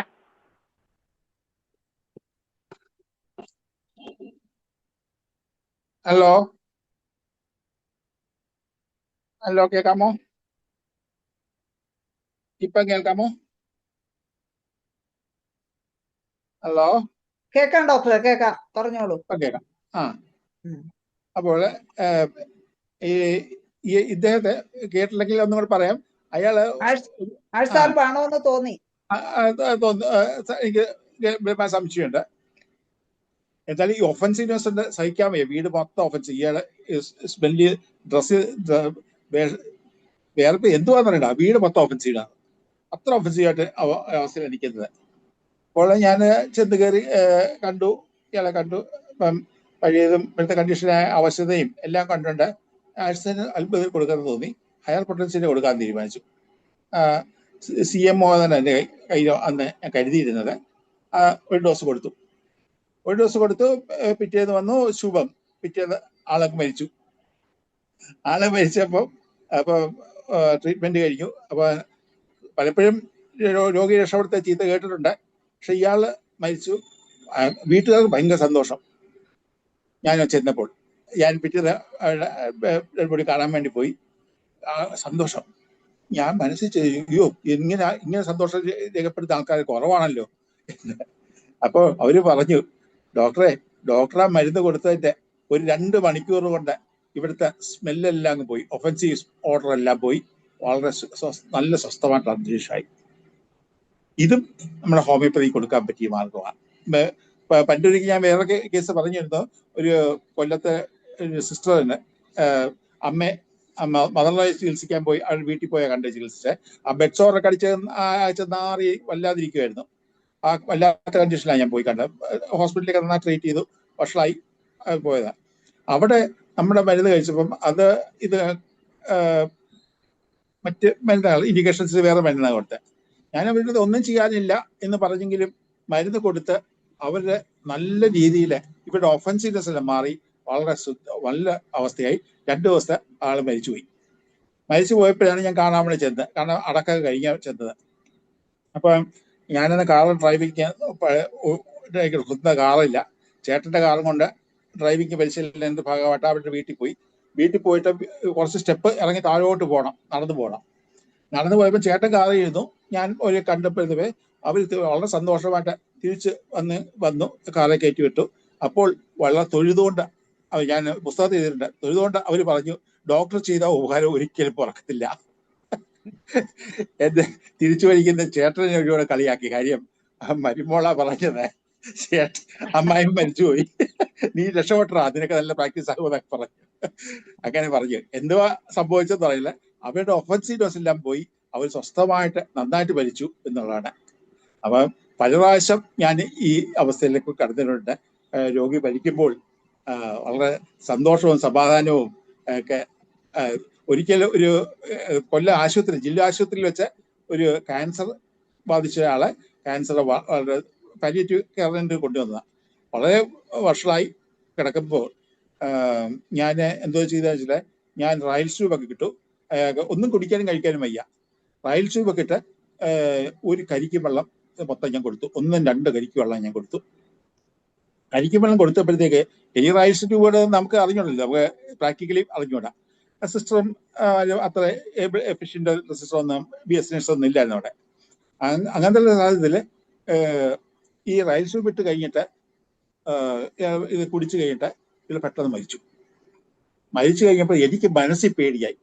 ഈ ഇത്രയും വെള്ളം ഒന്നിച്ചു കൊടുത്തതാണോ കുഴപ്പമെന്നതിന്റെ ഉള്ളിൽ പേടിയല്ല. ആ പേടി ഇരിക്കുമ്പോഴത്തേക്ക് മരിച്ചു കഴിഞ്ഞപ്പോഴത്തേക്ക് അമ്മയും മോളും മാത്രമേ ഉള്ളൂ. അവരും ഇതേ വർത്താനം പറഞ്ഞു, ഡോക്ടർ ഈ ചെയ്ത ഉപകാരം ഒരിക്കലും മറക്കത്തില്ല. ഞാൻ ഞെട്ടിയിരിക്കുക, പേടിച്ച്. കുറച്ചു നേരം കഴിയുമ്പോഴത്തേക്ക് ഒരു മുസ്ലിം പേഷ്യൻ്റാണ്. കുറച്ചു കഴിഞ്ഞിട്ട് മോൻ വന്നു, ഒരു വലിയ ദാതായ പോലെ ഇരിക്കുന്നതാണ്. അയാളും വളരെ കുഞ്ഞാടിനെ പോലെ തൊഴുതുകൊണ്ട് പറഞ്ഞു, ഡോക്ടറെ ഞാൻ അയാൾ പറഞ്ഞു, ഞാൻ ഇങ്ങനെ റയൽ ട്യൂബ് ഇട്ട് കരിക്കും വെള്ളം കൊടുത്തു, ഇത്രയും കൊടുത്തത് കൊണ്ടാണ് കുഴപ്പം പറ്റിയെന്ന് എനിക്ക് അറിഞ്ഞുകൂടാ, നിങ്ങൾ വേണമെങ്കിൽ അന്വേഷിച്ചോളാൻ പറഞ്ഞു. ഉടനെ അയാളും തൊഴുതുകൊണ്ട് പറയുന്നു, ഡോക്ടറെ എന്റെ വാപ്പ വെള്ളം കുടിച്ച് മരിച്ചല്ലോ എന്ന് വളരെ സന്തോഷമായിട്ട് അയാൾ പറഞ്ഞു. അപ്പം ഇതൊക്കെ ഹോമിയോപ്പതിക്ക് കൊണ്ട് നമ്മൾ മരുന്ന് കൊടുക്കുമ്പോൾ ഇങ്ങനത്തുള്ള അത്ഭുതങ്ങൾ കാണണം. മരണം രക്ഷപ്പെടുത്തുന്നത് മാത്രമല്ല, സ്വസ്ഥമായിട്ട് ജീവിതത്തിൽ കടന്നു പോകാനും അവസരം വരുന്നുണ്ട് എന്നുള്ള കാര്യം ഞാൻ ഷെയർ ചെയ്യുവാണ്. ഓക്കെ. വൈദ്യുതി ഡോക്ടറെ, വളരെ സന്തോഷം. എന്തായാലും വൈദ്യുതി ഡോക്ടർ പറഞ്ഞത് വളരെ കറക്റ്റാണ്. അല്ലെങ്കിൽ തന്നെയും ഈ ലാസ്റ്റ് സ്റ്റേജില് നമുക്ക് ചില മരുന്നുകൾ കൊടുത്താൽ ആ എന്താ മരണമായിട്ട് മല്ലിടുന്ന അവസ്ഥയെ, ആ പീരീഡ് സമയമൊക്കെ നമുക്ക് കുറയ്ക്കാൻ പറ്റും. മരുന്ന് കൊടുക്കുന്നതുകൊണ്ട് മരിക്കുകയല്ല, പക്ഷെ ലാസ്റ്റ് ട്രഗിളൊക്കെ സ്മൂത്ത് ആക്കി മരിക്കാൻ പറ്റും. നമ്മളെ കോമൺ പ്ലാറ്റ്ഫോം ആയിട്ട് അതിനെപ്പറ്റി ക്ലിയർ ആയിട്ട് പറഞ്ഞത്, യൂത്തനേഷ്യ അതൊക്കെ ഉണ്ടല്ലോ, അതിനെപ്പറ്റി ഞാൻ പറഞ്ഞില്ല. നമ്മുടെ എല്ലാവരും കൊണ്ടുള്ള ടീമാണ്, അതിനെപ്പറ്റി ഞാൻ പറഞ്ഞില്ല. നമ്മളെ സാധ്യത അതിലും വളരെ കൂടിയുണ്ട് എന്ന് പറഞ്ഞാണ്. ആള് ഒരിക്കലും മരിക്കാൻ നിങ്ങൾ മരുന്ന് കൊടുക്കത്തില്ല, സ്വസ്ഥനാക്കാൻ കൊടുക്കും. ആ സ്വസ്ഥതയിൽ അയാൾ സുഖമായിട്ട് മരിക്കാറുണ്ട്. അത് തന്നെ. ടബാക്കം, കാർബോവേജ് ഒക്കെ കൊടുത്ത ആന്റിടാർട്ട് ഇതൊക്കെ കൊടുക്കുമ്പോൾ ആ മരണത്തോട് മല്ലിടുന്ന ആ ഒരു പീരീഡ് പെട്ടെന്ന് കുറച്ച് അവർക്ക് സുഖമരണം കൊടുക്കാൻ പറ്റും. അതെ. ഓക്കെ. അങ്ങനെ എന്തായാലും ഡോക്ടർക്ക് പേടിയുണ്ടായിരുന്നെങ്കിൽ ഒരുപാട് സ്ഥലത്ത് നിന്ന് നല്ല വാക്കുകൾ കിട്ടാനുള്ളൊരു യോഗമുണ്ട്. അടുത്ത് ആലിസ് ഡോക്ടർ തന്നെ. ഇനി ആർക്കെങ്കിലും അത്യാവശ്യം എന്തെങ്കിലും പറയാനുണ്ടോ, എന്തെങ്കിലും ചോദിക്കാനോ ഒക്കെ ഉണ്ടെങ്കിൽ ചോദിക്കാം, അല്ലെങ്കിൽ അനുഭവങ്ങൾ എന്തെങ്കിലും ഉണ്ടെങ്കിൽ പങ്കുവയ്ക്കാം. ഇല്ലെങ്കിൽ നമുക്ക് ആലിസ് ഡോക്ടറിലേക്ക് തന്നെ വീണ്ടും പോകാം. അബ്രഹാം വൈദ്യൻ സാറ് പറഞ്ഞ പോലെ ആഴ്സനിക്ക് കൊടുത്തിട്ട് എനിക്ക് ഒരു പേഷ്യൻറ്റിന് നല്ല അനുഭവം ഉണ്ടായിട്ടുണ്ട്. അതായത് നേഴ്സായതുകൊണ്ട് ഇത് ഭയങ്കര മണമുള്ള അൾസറൊക്കെ ഡ്രസ്സ് ചെയ്യാൻ ഭയങ്കര പാടാണ്. അപ്പോൾ ഒരു പേഷ്യൻ്റ് ഞങ്ങൾ ആ ഫ്ലോറിലോട്ട് കയറുമ്പോൾ തന്നെ, ലിഫ്റ്റിൽ നിന്ന് ഇറങ്ങുമ്പോൾ തന്നെ ഈ പേഷ്യൻ്റെ മണം കാരണം ആ വാർഡിലേക്ക് പോകാൻ തോന്നത്തില്ല, അത്രയ്ക്കും ദൂരേക്ക് മണം വരുമായിരുന്നു. എനിവേ ഞാൻ പേഷ്യന്റിന് ഒരു തുള്ളി ആഴ്സനിക് ആഴ്സനെ കുറിച്ച് വായിച്ചപ്പോൾ ആഴ്സനിക്കിന്റെ ഒരു ഡ്രോപ്പ് എടുത്തിട്ട് അതിന്റെ വെള്ളത്തിലിട്ട് പേഷ്യന്റിന് കൊടുക്കാൻ വന്നു. അത് കഴിഞ്ഞ് കൊടുത്തു. അതിനുശേഷം 3 ആഴ്ച കഴിഞ്ഞാണ് എനിക്ക് തിരിച്ച് അവിടെ ലീവിന് പോയിട്ടായിരിക്കും. പോയിട്ട് തിരിച്ചു വന്നപ്പോൾ 4 ബെഡ്റൂമിൽ കിടന്ന പേഷ്യന്റ് അല്ലത് സിംഗിൾ റൂമിൽ മണം കാരണം ഐസൊലേറ്റ് ചെയ്തിരുന്ന പേഷ്യന്റ് 4 ബെഡഡ് റൂമിൽ കിടക്കുന്നു. ഒരു മണവും ഇല്ല. ആൾസർ നന്നായിട്ട് കുറഞ്ഞു. ക്യാൻസർ ആയിരുന്നു പേഷ്യന്റിന്. പക്ഷെ പിന്നീട് മരിച്ചുപോയി. എന്നാലും മണം ശരിക്കും കുറഞ്ഞു. ഡ്രസ്സ് ചെയ്യാൻ വളരെ ബുദ്ധിമുട്ട്. ആൾസറൊക്കെ വളരെ ചെറുതായിട്ട് വന്നു. അങ്ങനെ ഒരു അനുഭവം എനിക്ക് ഉണ്ടായിട്ടുണ്ട്. ആഴ്സനിക്ക് ഓക്കെ ഓക്കെ. തീർച്ചയായിട്ടും അത് കറക്റ്റ്. അങ്ങനെ ആ ഒരു ആഴ്സനിക്കിന് ആ ഒരു ആക്ഷൻ പലപ്പോഴും ഉണ്ടായിട്ടുണ്ട്. ഇനി ആർക്കെങ്കിലും അവരവരുടെ അനുഭവങ്ങൾ പങ്കുവയ്ക്കാനുണ്ടോ? സോയ ഇപ്പൻ ഡോക്ടർ എന്തോ ഒന്ന് ചാറ്റ് ബോക്സിൽ ചോദിച്ചിരുന്നല്ലോ.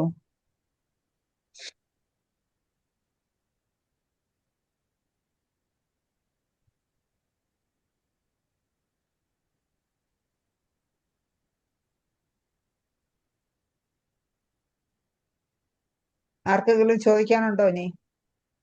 അറിയാമോ ഡോക്ടർ എന്തോ പറയുന്നു? അറിയാമോ ഡോക്ടറെ?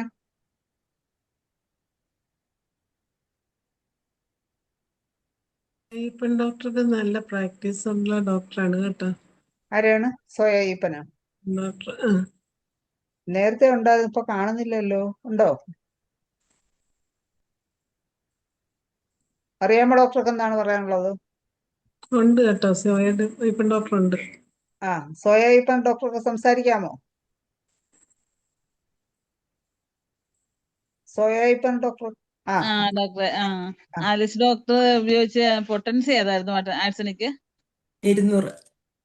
200 ഉപയോഗിക്കുന്നത്. Single dose? സിംഗിൾ ഡോസ് മാത്രമേ കൊടുത്തുള്ളൂ. ഓക്കെ, താങ്ക് അത് യു. കൊടുത്തിട്ട് ഞാൻ 3 ആഴ്ചത്തെ ലീവിന് പോയി. ലീവ് ഒഴിച്ച് തിരിച്ചു വന്നപ്പോഴത്തേക്കും ആള് ആള് മരിച്ചു. മരിച്ചില്ല. ഇല്ല. ആളുടെ ഞാന് അൾസറൊക്കെ മാറി, നല്ല മണമെല്ലാം കുറഞ്ഞ് സിംഗിൾ ആ, റൂമിൽ നിന്ന് മാറ്റി 4 പേഷ്യൻ്റുള്ള റൂമിലേക്ക് മാറ്റാൻ പറ്റി. കാരണം വേറെ ആർക്കും മണമൊന്നുമില്ല. അതുകൊണ്ട് ഈ ഫീൽഡിലേക്ക് വരാൻ ആഗ്രഹിച്ചു വന്നതുപോലെ എനിക്ക് തോന്നി. ഞാൻ ഏ ആദ്യ ഭാഗം കേട്ടില്ലായിരുന്നു. ഡോക്ടർ സംസാരിച്ചുകൊണ്ട് ഇടയ്ക്കുള്ള സമയത്ത് ഞാൻ വന്ന് കയറിയത്. ആദ്യ ആ ഭാഗം ഞാൻ കേട്ടില്ലായിരുന്നു. ആ ഭയങ്കര മണമായിരുന്നു. നേഴ്സായിട്ട് റിട്ടയർ ചെയ്തിട്ട് ഹോമിയോപ്പതിയോടുള്ള താല്പര്യം കൊണ്ട് പഠിച്ച് വന്നതാണ്. പ്രാക്ടീസ് ചെയ്യാം. അപ്പൊ സാധാരണ ഡോക്ടർമാരെക്കാളും ഓസ്ട്രേലിയ. കൂടുതൽ താല്പര്യം ഉണ്ടായി കാണും. ആണോന്ന് ആൾക്കാർ പറഞ്ഞ് കേട്ടിട്ടുണ്ടല്ലോ, നമ്മളൊരു കാര്യത്തിൽ നമുക്ക് ഒത്തിരി പാഷനേറ്റ് ആണെങ്കിൽ അത് നമ്മുടെ ജീവിതത്തിൽ സംഭവിച്ചിരിക്കുന്നു. ഞാൻ ഹോമിയോപ്പതി എക്സ്പോസ്ഡ് ആയിട്ട് 1990s, ലേറ്റ് 1990s, അതായത് 97-98 കാലഘട്ടത്തിലാണ് ഞാൻ ഹോമിയോപ്പതിയിലേക്ക് ആകൃഷ്ടയാകുന്നത്. ആ സമയത്ത് എനിക്ക് 38 വയസ്സൊക്കെ ഉണ്ട്. ഞാനും ഇങ്ങനെ വളരെ സംശയമുള്ള ചില ആൾക്കാര്, മരുന്ന് കഴിക്കാൻ പേടിയുള്ള ആൾക്കാര്, അതുപോലെ ഓൾഡ് ഏജില് ഒത്തിരി അലോപ്പതി മെഡിസിൻ ഒക്കെ കൊടുത്ത് ഇങ്ങനെ ആകെപ്പാടെ കമ്പ്യൂട്ടറിലോ ഇറച്ചി കയറിയ പോലത്തെ ഒരു അവസ്ഥയുള്ള ചില ആൾക്കാരുണ്ട്. അവർക്കൊക്കെ ഞാൻ ഹയോസിയമസ് കൊടുക്കാറുണ്ട്. നല്ല വ്യത്യാസം കാണുന്നുണ്ട്. പക്ഷെ ഈ അലോപ്പതി മരുന്ന് കണ്ടിന്യൂ ചെയ്തുകൊണ്ട് നമ്മുടെ മരുന്ന് കഴിക്കുമ്പോൾ വീണ്ടും ഇത് അപ്പിയർ. ശരിക്കും പറഞ്ഞാൽ അവരുടെ ചില മരുന്നുകൾ നിർത്തിക്കൊണ്ട് നമ്മുടെ കൊടുക്കുവാണെങ്കിൽ നല്ല എഫക്റ്റ് ഉണ്ട്. പക്ഷെ അത് നിർത്താനുള്ള ധൈര്യം എല്ലാവർക്കും ഇല്ല. അത് ശരി തന്നെയാ. പസിറ്റൈൻ്റെ ടാബ്ലറ്റിനകത്ത് അതിന്റെ സൈഡ് എഫക്റ്റ് ആയിട്ട് പറയുന്നുണ്ട് ഡെല്യൂഷൻസ് ഉണ്ടാകുന്നു. ഡെലൂഷൻസ്. അപ്പൊ അത് എനിക്ക് തോന്നി അത് പലതും. ഞാനിപ്പോ മരുന്നിന്റെ പേര് നമ്മൾ ഈ പണ്ട് കള്ളിനകത്ത് ചേർക്കുന്നൊരു ഡയസപ്പാൻ എന്ന് പറഞ്ഞൊരു മെഡിസിൻ ഉണ്ടല്ലോ, അതിന്റെ പല കോമ്പിനേഷൻസ് ഒത്തിരി ഡെലൂഷൻസ് ഉണ്ടാക്കുന്ന സാധനമാണ്. അപ്പൊ നിവൃത്തി ഉണ്ടെങ്കിൽ ഈ ഡയസപ്പാം സാധനം നിർത്തുവാണെങ്കിൽ നമ്മുടെ ഹയോസിയമസിന് നല്ല ആക്ഷൻ ഉണ്ടാവുമെന്ന് മാത്രമല്ല, അത് കണ്ടിന്യൂസ് ആയിരിക്കും. പക്ഷെ വീണ്ടും ഈ ഡയസപ്പാം എടുത്താൽ ഇതുപോലെ തന്നെ, അതുപോലെ അറിയാതെ വയറ്റിൽ നിന്ന് പോകുന്നത്, അറിയാതെ മൂത്രം ഒഴിച്ചു പോകുന്നത്, ഇങ്ങനെയുള്ളതൊക്കെ ഈ പറഞ്ഞ ഹയോസിയമസിന് നല്ല ആക്ഷൻ ഉണ്ട്. എൻ്റെ ഹയാസിമസ് പേഷ്യന് ഇതാ പറ്റിയത്. അവർ പസിറ്റൈൻ കഴിച്ചപ്പം വീണ്ടും പഴയതിലും ബുദ്ധിമുട്ടായി പോയി. വീട്ടുകാർക്ക് പിടിച്ചു നിർത്താൻ പറ്റിയില്ല. അഗ്രസീവായി മാറി പേഷ്യന്റ്. പിന്നെ ഈ പറഞ്ഞ പോലെ ഈ ആർണിക്കയുടെ ഉപയോഗം നമ്മൾ പറഞ്ഞാൽ തീരൂല. അതുപോലെ നമ്മൾ തന്നെ അന്തം വിട്ടുപോകുന്ന ചില അനുഭവങ്ങൾ എനിക്ക് വന്നിട്ടുണ്ട്. അതായത് നമ്മൾ ഉദ്ദേശിച്ചിട്ടല്ല കൊടുക്കുന്നതെങ്കിൽ പോലും അവരുടെ പല കംപ്ലൈൻസും ഇതിന്റെ കൂടെ അങ്ങ് മാറിപ്പോകും. അതാ എനിക്ക് അനുഭവം വന്നുള്ളത് ആർണിക്കയും കൊണ്ടുള്ളത്. നമ്മൾ കൂടുതലും ഈ ത്രോംബസ് മാറ്റുന്നു, ബ്ലഡ് അത് ഉം, അവിടെ ഇവിടെ എല്ലാം ഈ ബ്ലഡ് പാച്ചസ് ഉണ്ടാവുമല്ലോ, എക്കൈമോസിസ് പോലെ, അതൊക്കെ മാറി കിട്ടുന്നുണ്ടായിരുന്നു. അപ്പൊ അതിന്റെ കൂടെ ഒരു തലവേദനയും കൂടെ ഒരു പാർട്ടിക്ക് ഉണ്ടായിരുന്നു. ഇതെല്ലാം മാറി കഴിഞ്ഞപ്പോ പിള്ളേരുടെ തലവേദന പിന്നെ അങ്ങ് നിന്നുപോയി. അതുപോലെ ചില മൂക്കടപ്പ്, ഞാൻ പ്രതീക്ഷിച്ചിട്ട് പോലും ഇല്ല ഈ മൂക്കടപ്പ് ഈ ആർണിക്കയും കൊണ്ട് മാറ്റുന്നു. അത് എന്തുകൊണ്ടാണ് അങ്ങനെ ആക്ഷൻ കിട്ടിയെന്ന് ഞാൻ പലപ്പോഴും ആലോചിക്കും. പക്ഷെ ആ ആൾക്ക് ആർണിക്ക കഴിച്ചതിന് ശേഷം ആ മൂക്കടപ്പ് നിന്നു. ആ അത് അതിന്റെ ആക്ഷൻ പറയുമ്പോഴേ എന്താന്നുള്ളത് എനിക്കത് എനിക്ക് ഒരു ആർണിക്ക കേസ് വേറെയും വന്നു. അത് ആ ഈയിടെ എൻ്റെ ബ്രദറിന് രണ്ട് വിരലും ചൊറിച്ചില്, രണ്ടുപേരും ഈ വിരലും ചൊറി ഈ വിരലും ചൊറി രണ്ടും ഒരേ സമയത്ത് ചൊറിച്ചില്.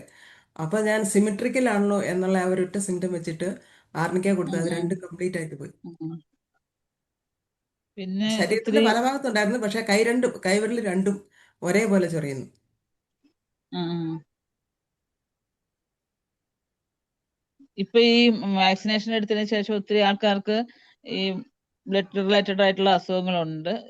ചെറിയ പ്രായത്തില് ഇങ്ങനെ ത്രോംബസ് വന്ന് പ്രശ്നം ഉണ്ടാക്കുന്ന കേസുകളൊക്കെ ധാരാളം ഉണ്ട്. അതൊക്കെ നമുക്ക് ഈ ആർണിക്കയും കൊണ്ട് എനിക്ക് ഒത്തിരി ഫലം കിട്ടും. 32 വയസ്സുള്ള ആൾക്ക് വരെ ഇത് സ്ട്രോക്ക് വന്ന് മരിക്കും എന്നുള്ള അവസ്ഥയിൽ കിടന്നത് പോലും നമ്മുടെ മരുന്ന് കഴിക്കാൻ കുറച്ച് വൈകിട്ടോ എന്ന് വെച്ചാല് ഞാൻ ആദ്യം തൊട്ട് പറഞ്ഞു തുടങ്ങിയിട്ട് ഒരു 2.5 മാസം കഴിഞ്ഞിട്ട് അവര് സ്റ്റാർട്ട് ചെയ്യാൻ താല്പര്യപ്പെട്ടത്. അതുവരെ അവര് അലോപ്പതി മാത്രമേ ഉള്ളൂ ശരണം എന്നുള്ള മട്ടിൽ ഇരിക്കുക. ഞാൻ ആദ്യമേ പറഞ്ഞു തുടങ്ങിയതാ. പിന്നെ അവസാനം ഞാൻ പറഞ്ഞു 3 മാസത്തിനുള്ളിൽ ചെയ്തില്ലെങ്കിൽ നിങ്ങൾക്ക് പ്രയോജനം കിട്ടില്ല എന്ന് പറഞ്ഞപ്പോ നമ്മുടെ മരുന്ന് ചെയ്ത്. അപ്പൊ വൺ സൈഡഡ് പാരാലിസിസ് ആണ് അതിന്റെ, അതായത് ഈ 2.5 മാസം കഴിയും. ആദ്യത്തേതിൽ ആള് കിട്ടില്ല എന്ന് പറഞ്ഞാണ് അവര് ഓക്സിപിറ്റൽ ഏറിയെന്ന് ഒരു കഷ്ണം എല്ലൊക്കെ എടുത്ത് മാറ്റി വെച്ച്, അത് തിരിച്ചു വെക്കാൻ ചാൻസ് കിട്ടില്ല എന്നുള്ളതുകൊണ്ടായിരിക്കും അവരത് കളഞ്ഞു, അത് താല്പര്യം അത് കളഞ്ഞത്. അത് കഴിഞ്ഞിട്ട് ഈ 2.5 മാസം കഴിഞ്ഞപ്പം എന്റെ കൈ കിട്ടുമ്പോൾ വൺ സൈഡ് പാരാലിസിസ് ഉണ്ട്, ഒരു കണ്ണ് കേക്കിൽ ഇത് കാണുന്നില്ല, ഒരു ചെവിയും കേൾക്കത്തില്ല. അപ്പൊ തന്നെ നമ്മുടെ മെഡിസിൻ കൊടുത്ത് ഒരാഴ്ചയും കൊണ്ട് തന്നെ അവർക്ക് കണ്ണിന്റെ കംപ്ലൈന്റ് ഡിപ്ലോപ്പിയൊക്കെ ഉണ്ടായിരുന്നു, അത് മാറിക്കിട്ടി. ചെവി ഇപ്പൊ ഏറെക്കുറെ അവർ കേൾക്കുന്നുണ്ട്. ഒരു വലിയ മാസീവ് എഫക്റ്റ് അവിടെ ഉണ്ടെന്ന് അവര് ആ റിപ്പോർട്ടിൽ ഉണ്ടായിരുന്നത്. രണ്ട് ആർട്ടറീസ് പൊട്ടിപ്പോയി. ആ കുട്ടിക്ക് ജോലിക്ക് തിരിച്ചു കയറി. 32 വയസ്സുള്ള 8 മാസത്തോളം കരക്കിരുന്നു, അത് കഴിഞ്ഞിട്ട് ഇപ്പൊ വീണ്ടും ജോലിക്ക് കയറി. അതൊക്കെ സത്യം പറഞ്ഞാല് അവര് ആദ്യം തന്നെ ഈ ആർണിക്ക കഴിക്കാനൊന്നും മനസ്സ് വെച്ചിരുന്നെങ്കിൽ പണ്ടേ നമുക്ക് പുറത്തിറക്കാം. അങ്ങനത്തെ പല കേസുകളും ഇപ്പൊ വളരെ ശ്രദ്ധിച്ചിരിക്കുകയാണെങ്കിൽ നമുക്ക് ഇങ്ങനത്തെയുള്ള കേസുകൾ നമുക്ക് കണ്ടുപിടിക്കാൻ തന്നെ പറ്റും. എന്ന് വെച്ചാൽ വെറുതെ ഒന്ന് ചോദിച്ചാൽ മതി. ഹിസ്റ്ററി ചോദിക്കുമ്പോ വാക്സിൻ എടുത്തിട്ടുണ്ടോ എന്തൊരു ചോദ്യം ചോദിക്കുവാണെങ്കിൽ ഇതേപറ്റി നമുക്ക് മുൻകൂട്ടി അറിയാൻ സാധിക്കും. ഇവർക്ക് ഈ ലക്ഷണങ്ങളൊക്കെ വരുമ്പോഴേ, സ്ട്രോക്കിന്റെ ഓക്കെ. ലക്ഷണങ്ങൾ ഒത്തിരി പേർക്കുണ്ട്. ആ ഇപ്പൊ നമ്മള് സ്ട്രോക്കും നമ്മളെ ഇത് മാറ്റി കൊടുത്താൽ പോലും അവര് മാറി കിട്ടി എന്നുള്ളത് അവർ അറിയുന്ന പോലും ഉണ്ടാവില്ല ചിലപ്പോ. അവരുടെ ആ തലവേദനയും ഈ കണ്ണിന് രണ്ടായിട്ട് കാണുന്നു എന്നൊക്കെ പറഞ്ഞുകൊണ്ടാണ് ഈ സ്ട്രോക്കുകാര് വന്ന് പറഞ്ഞത്. അതുപോലെ കഴുത്ത് വേദന ഭയങ്കരമായിട്ട് പറയുന്നത്. അങ്ങനെയുള്ള കേസുകളൊക്കെ ശ്രദ്ധിച്ചു കഴിഞ്ഞാൽ ആർക്കും ഈ ആർണിക്കയും കൊണ്ട് അത്ഭുതങ്ങൾ ചെയ്യാം. കാര്യം നമുക്ക് കയ്യടിയൊന്നും കിട്ടില്ലായിരിക്കും, എന്നാലും ആർണിക്ക് ഏത് കൊടുത്ത ഡോക്ടർ? ഞാൻ കൊടുക്കുന്ന ആർണിക്ക ആദ്യം കൊടുത്തത് വണ്ണമ്മ തന്നെ കൊടുത്തത്. ഇവര് റിപ്പീറ്റ് ചെയ്ത് കഴിക്കുമെന്ന് എനിക്കൊരു വിശ്വാസം ഉണ്ടായിരുന്നില്ല, അതുകൊണ്ട് ഞാൻ വണ്ണമ്മ കൊടുക്കുന്നത്. കഴിക്കാൻ താല്പര്യമുള്ള, അതുപോലെ നമ്മൾ പതോളജിക്കൽ ആയിട്ടുള്ള കംപ്ലൈൻസ് കൂടുതലുള്ളപ്പം ടിഞ്ചർ ഉപയോഗിക്കുന്നതായിട്ട് നല്ലത്. ടിഞ്ചറിനാണ് സഡഫിന് എഫക്ട് കിട്ടുന്നത് കേട്ടോ. ഞാൻ അതെനിക്ക് ശ്രദ്ധിച്ചിട്ടുള്ളത്. പക്ഷെ ടിഞ്ചറൊക്കെ കഴിക്കണമെങ്കിൽ ഇപ്പൊ 1 അവറിലേക്ക് ഞാൻ കൊടുക്കുമ്പോ അവരത് കഴിക്കാൻ താല്പര്യപ്പെടുന്നവരാണെങ്കിൽ അങ്ങനെ കൊടുക്കും. അല്ലെങ്കിൽ വണ്ണം കൊടുത്തേച്ച് പിന്നെ വന്ന് കാണാൻ പറയും. ഇപ്പൊ ആദ്യമൊക്കെ ഞാൻ കൊടുത്തപ്പോ അവര് വണ്ണം കൊടുത്തേച്ച് എന്റെ അടുത്ത് പിന്നെ വന്ന് വിവരം പറയുന്നുണ്ടല്ലോ ഒരാഴ്ച കഴിഞ്ഞിട്ടാ. അപ്പം ഇതിന്റെ എഫക്റ്റ് ആണോ എന്ന് നമുക്ക് വാച്ച് ചെയ്യാൻ പോലും പറ്റില്ല. അതൊരു രീതിയിലൊക്കെ അവർ കൃത്യമായിട്ട് നമുക്ക് ഒരു ഫോളോ അപ്പ് തരത്തില്ല പല ആൾക്കാരും. അത് പ്രത്യേകിച്ച് ഈ അലോപ്പതിയിൽ കമ്മി കിടക്കുന്ന ആൾക്കാരുണ്ട്, അവർക്ക് ഇതിന് അപ്പുറത്തേക്ക് ഒരു ചിന്തയില്ല. ഇതിന്റെ എഫക്റ്റ് കിട്ടിയാൽ പോലും ഇപ്പൊ ഞാൻ പറഞ്ഞ പേഷ്യന്റ് ആണെങ്കിൽ പോലും ആശം മെഡിസിറ്റിയിൽ പോയി എല്ലാ ഡോക്ടർമാരെയും കൂടെ നിന്ന് ഫോട്ടോ എടുക്കുകയും ഭയങ്കര താല്പര്യമൊക്കെയാ. എന്നാൽ നമ്മൾ കൊടുത്തതിനെ പറ്റി അവർ വലിയ കാര്യമൊന്നും മിണ്ടില്ല. ആ പേഷ്യന്റ് പറയും കേട്ടോ. ആ പേഷ്യന്റ് പറയും ഇവിടെ നിന്നുള്ള മരുന്ന് കഴിച്ചിട്ടാണ് വ്യത്യാസം വന്നതെന്നൊക്കെ അവര് പറയും. പക്ഷെ കൂടെ നിൽക്കുന്നവർക്കൊന്നും ഇത് കഴിച്ചിട്ടാന്നുള്ളൊരു അത് മനസ്സിലാവില്ല. ഹോമിയോപ്പതി മരുന്ന് കഴിക്കുമ്പോൾ ഒരു വലിയ ചികിത്സ ചെയ്ത പോലെ തോന്നുന്നില്ല. അതേസമയം ഇങ്ങനെ വലിയ MRI എടുക്കണോ, അത് അവിടെ പോയി കിടത്തുന്നു, ICU കിടത്തണോ, ഫിസിയോതെറാപ്പി ചെയ്യണോ, അപ്പുറത്തേക്ക് മാറ്റി അവരെ ലാസ്റ്റ് സ്റ്റേജിൽ കൊണ്ട് കിടത്തുന്ന ഒരു സ്ഥലമുണ്ടല്ലോ, പ്രൊഫൈലായിട്ട് കെയർ ചെയ്ത. വെന്റിലേറ്ററോ? വെന്റിലേറ്റർ അല്ല, അത് വേറെ ഒരെണ്ണുണ്ട്. ഈ ഇതെല്ലാം ഒന്നും ഏക്കില്ലാതെ വരുമ്പം എന്തൊരു പേരുണ്ട് അവരാ സംഭവത്തിൽ കൊണ്ടിടും. അതായത് അവിടെ കിടക്കുന്നവര് പിന്നെ ഇങ്ങോട്ടില്ല, പോക്കാണെന്ന് പറയുന്ന ഒരു ഏറിയ കൊണ്ടിടും. അവിടെ കൊണ്ടിട്ടിട്ടാണ് നമ്മളെ മരുന്ന് കൊണ്ട് കയറി വരുന്നത്. അപ്പം നമ്മുടെ മരുന്നിന് ഒന്നല്ല അവര് കൈയടിക്കുന്നത്, പറഞ്ഞാൽ അവിടുത്തെ ഡോക്ടർമാരൊക്കെയാണ് കൈയടിക്കുന്നത്. ആദ്യം ചികിത്സിച്ചുകൊണ്ടിരുന്ന ഡോക്ടർ പറഞ്ഞതെന്ന് അറിയാമോ, മിറക്കിളാ സംഭവിച്ചതെന്ന്. ആ മിറക്കിൾ എങ്ങനെ സംഭവിച്ചു എന്നുള്ളത് അവരെ ചിന്തിക്കുന്നില്ല. അതൊക്കെ എന്നോട് ഒന്ന് പറഞ്ഞു, മരുന്ന് കഴിച്ചതിന് ശേഷം മിറക്കിളാന്ന് പറഞ്ഞു. അപ്പൊ ആ മിറക്കിൾ എങ്ങനെ സംഭവിച്ചു എന്നുള്ളത് അവരും ചിന്തിക്കണം. അലോപ്പതി ഡോക്ടർമാരോട് ഒന്ന് ചിന്തിച്ചാൽ കൊള്ളാം. പേഷ്യൻസിനൊന്നും മനസ്സിലാവുന്നില്ലായിരിക്കും. അവരുടെ ഒരു പ്രത്യേക സ്റ്റേജ് കൊണ്ട് അവർ വിചാരിക്കുന്നത് ഈ പറഞ്ഞ യന്ത്രത്തിൽ കൂടെ കയറി ഇറങ്ങുമ്പോഴായിരിക്കും അവർ രക്ഷപ്പെടുന്നുള്ളൂ എന്നായിരിക്കും അവർ ചിന്തിക്കുന്നത്.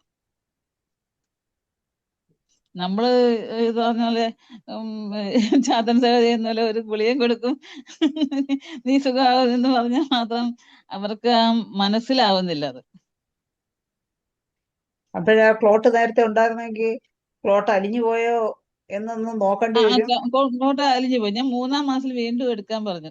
അപ്പം അപ്പൊ അവര് പറഞ്ഞു ഇനിയൊന്നും എടുത്തിട്ടൊന്നും കാര്യമില്ല എന്ന് പറഞ്ഞിട്ടിരിക്കുക ആശുപത്രി മെഡിസിൻകാര്.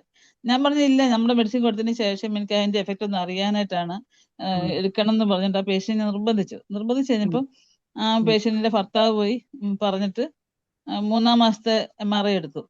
അപ്പൊ അതിനകത്ത് ഈ ബ്ലഡ് ക്ലോട്ട് ഒന്നും ഇല്ല. അവര് എഴുതി വെച്ചേക്കുന്നത് അങ്ങനെ ഒരു ക്ലോട്ട് വന്നതിന്റെ എഫക്റ്റ് പോലും അവിടെ ഇല്ലെന്നാ. അതാ പറഞ്ഞു. അപ്പൊ അത് വിത്ത് എവിഡൻസ് ആണല്ലോ. വിത്ത് എവിഡൻസ് ആണ്. പക്ഷെ അവർക്ക് മനസ്സിലായി. ഇപ്പൊ അലോപ്പതി ആശുപത്രി മെഡിസിൻകാർ അറിയുന്നില്ല നമ്മൾ ഈ മെഡിസിൻ കൊടുക്കുന്ന കാര്യം. അത് പറയണോ, അവര് പറയണോ? അവിടെ പറഞ്ഞിട്ടില്ല, അതുകൊണ്ടായിരിക്കും അത് അവർക്ക് മനസ്സിലാവാത്തത്. അവര് മിറക്കിളാന്ന് പറഞ്ഞിട്ടിരിക്കുക. അവര് പറഞ്ഞാലേ ഇവര് പേഷ്യന്റ് പറയണം. ഈ പേഷ്യന്റിന്റെ ഉള്ളിൽ ഒരു പേടിയുണ്ട്, ഇതുമെല്ലാം പറഞ്ഞു ചെന്ന് പറഞ്ഞാൽ അതിന്റെ ഫോളോ അപ്പിന്റെ ബാക്കി കിട്ടാതെ പോവോ എന്നൊക്കെ ഇവർക്കൊരു പേടിയുണ്ട്. അതുകൊണ്ട് അവരവിടെ ചെന്ന് പറയത്തില്ല. അങ്ങനെയൊക്കെയുള്ള അതാ ഞാൻ പറഞ്ഞത്. ഈ അതാണ് അലോപ്പതി പ്രശ്നം. ഡോക്ടർമാര് ഇച്ചിരിയും കൂടെ അവരറിയുന്നില്ല. കാര്യങ്ങൾ പലപ്പോഴും മനസ്സിലാക്കിയെങ്കിൽ ഹോമിയോ മരുന്ന് കൊടുക്കും നമ്മള്, പക്ഷെ അതവര് മനസ്സിലാക്കി ഇടപെട്ടിരുന്നെങ്കിൽ പൊതുജനത്തിന് ഇച്ചിരിയും കൂടെ ഗുണങ്ങൾ കിട്ടും.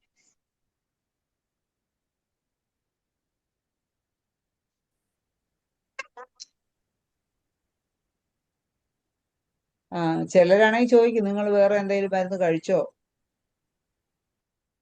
അതെ, അങ്ങനെയൊക്കെയാണ് നമ്മുടെ അവസ്ഥ. സമയമായെന്ന് തോന്നില്ല ഡോക്ടറെ.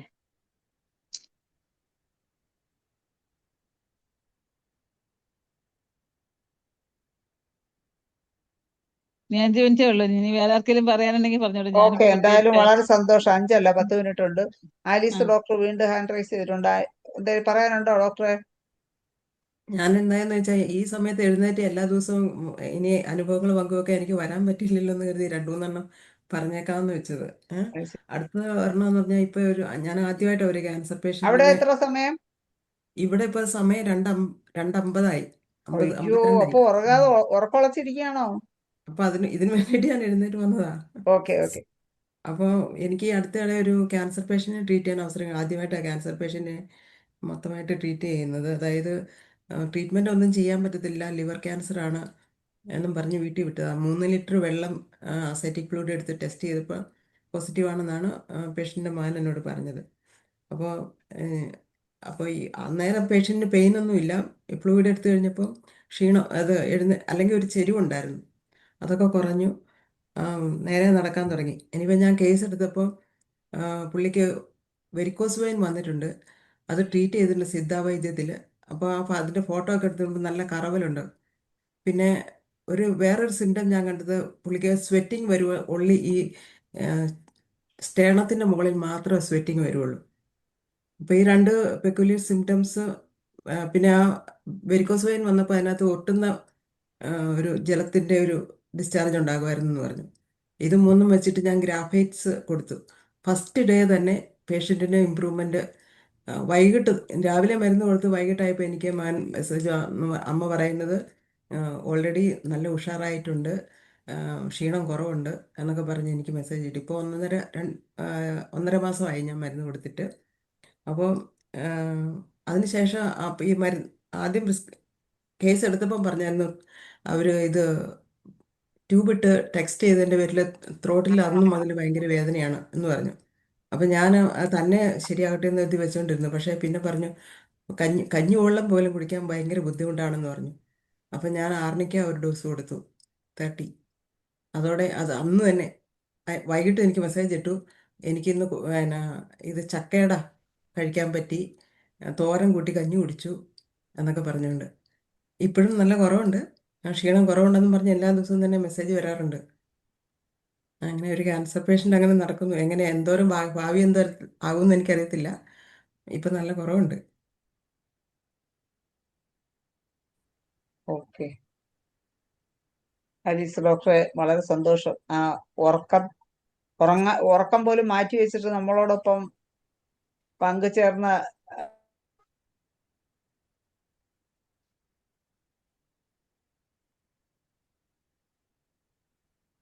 ആലിസ് ഡോക്ടർ എവിടെയാ സ്ഥലം? എൻ്റെ വീട് ഞങ്ങൾ ഹസ്ബൻഡിൻ്റെ വീട് പാലക്കാടാണ്. ഞാൻ കൂടുതലും ബോംബെയിലും ഒക്കെ ആയിരുന്നു. കല്യാണം ഓസ്ട്രേലിയയിൽ കഴിഞ്ഞത് എവിടാ? ബോംബെയിൽ. ഇവിടെ സിഡ്നി. എവിടാ? സിഡ്നി. സിഡ്നി. ആ 20 വർഷമായി ഇവിടെ വന്നിട്ട്. ഓക്കെ. ഓക്കെ, ഇനി ആർക്കെങ്കിലും എന്തെങ്കിലും അനുഭവങ്ങൾ പങ്കുവയ്ക്കാനുണ്ടെങ്കിൽ തീർച്ചയായിട്ടും ഒന്നുകൂടെ ഒരു 5 മിനിറ്റ് കൂടെ ഉണ്ട്, ഹാൻഡ് റൈസ് ചെയ്യാം. ഇല്ലെങ്കിൽ നമുക്ക് നന്ദി പറഞ്ഞ് അവസാനിപ്പിക്കാം. ആർക്കെങ്കിലും എന്തെങ്കിലും പറയാനുണ്ടോ? ഒരു പെയിൻ കഥ പറയാം. ആ, ഈ ഈയിടെ ഒരു 3-4 പിള്ളേരെ കൊണ്ടുവന്നു, കണ്ടമാനം പെയിന്. പെയിൻ. ഓക്കെ. പക്ഷെ ഞാൻ അത് പെയിനാ വിചാരിച്ചു. ചെയ്യാലും തീരത്തില്ല. അത് ശരി. അങ്ങനെ ചെയ്യാലും പിന്നെയും വർദ്ധിച്ചു വരുന്ന പോലെയാണ്. അങ്ങനെ കൊണ്ടുവന്നു.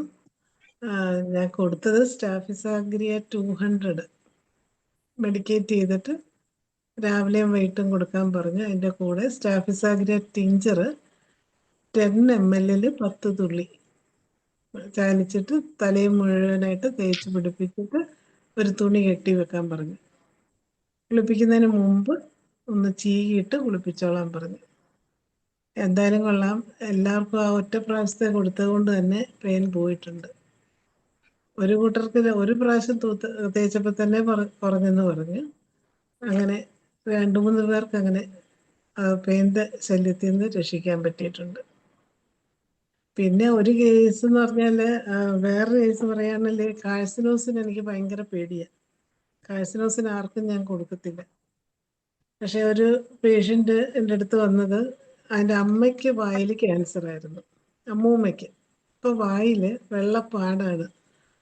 അവൻ വരുമ്പോഴെല്ലാം ഭയങ്കരമായ പേടി, ക്യാൻസർ ഉണ്ടാവുമോ. ഈ പേടി എന്ന് പറഞ്ഞാൽ വീട്ടുകാർക്ക് വരെ സഹിക്കാൻ പറ്റത്തില്ല ഈ ടെൻഷൻ കണ്ടാൽ. അതുപോലെ ക്യാൻസർ വരും, വായി ക്യാൻസർ വരും എന്നുള്ള ഭയമാണ്. അങ്ങനെ നമ്മുടെ ഈ IFPHലെ ക്ലാസ് കേട്ടിട്ട് ഞാൻ ധൈര്യസമേതം കാഴ്സിനോസിന് ഒരു ഡ്രോപ്പ് എടുത്ത് 3 ഡോസാക്കി 10 ദിവസത്തിലൊരിക്കലെന്ന് പറഞ്ഞ് കൊടുത്തു. പേടികൊണ്ടാണ് അങ്ങനെ കൊടുത്തത്. എന്തായാലും കൊള്ളാം, ഇപ്പം ആ കാര്യമേ പറയുന്നില്ല. ആ വായിലെ പാട് കുറഞ്ഞ് ഇപ്പം അങ്ങനെ ഒരു പേടി പറയുന്നില്ല. അങ്ങനെ 2 കാര്യങ്ങളും പറയാണ്. എന്തായാലും വളരെ സന്തോഷം. മറിയാമ്മ ഡോക്ടറും 2 കേസുകൾ പങ്കുവച്ചു. അത് രണ്ടും സക്സസ് ആയ കേസുകൾ. അങ്ങനെ ഇതുപോലെ നമ്മൾ എല്ലാ പ്രശ്നങ്ങൾക്കും നമ്മുടെ ഹോമിയോപ്പതി മരുന്നുകൾ നമ്മളെ സഹായിക്കും. വളരെ നല്ല ഒരു അനുഭവങ്ങൾ പങ്കുവയ്ക്കുന്ന ദിവസം വളരെ നല്ല രീതിയിൽ കഴിഞ്ഞുപോയി. നമുക്ക് ഇന്നത്തെ സെഷൻ വൈൻഡപ്പ് ചെയ്യാനുള്ള സമയമായി. മറിയാമ്മ ഡോക്ടറെ തന്നെ ഇന്നത്തെ സെഷന് നന്ദി പറയുന്നതിന് വേണ്ടി ക്ഷണിക്കുക.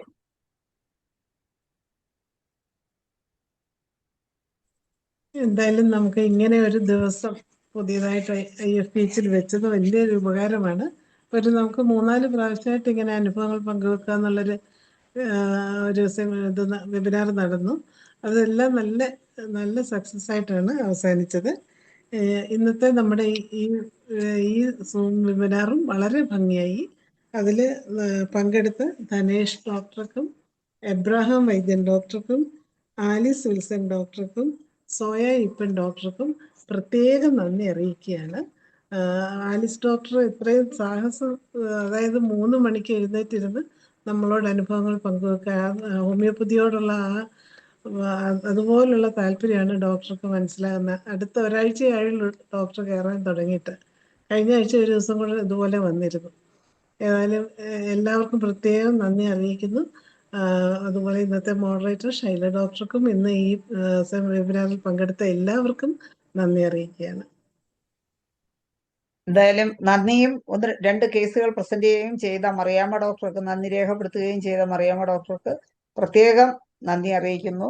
അതുപോലെ തന്നെ ഇന്ന് ഈ സൂം പ്ലാറ്റ്ഫോമിൽ ഉണ്ടായിരുന്ന എല്ലാവർക്കും നന്ദിയും ശുഭരാത്രിയും നേർന്നുകൊണ്ട് ഇന്നത്തെ മലയാള സെഷൻ നമുക്ക് ഇവിടെ അവസാനിപ്പിക്കാം.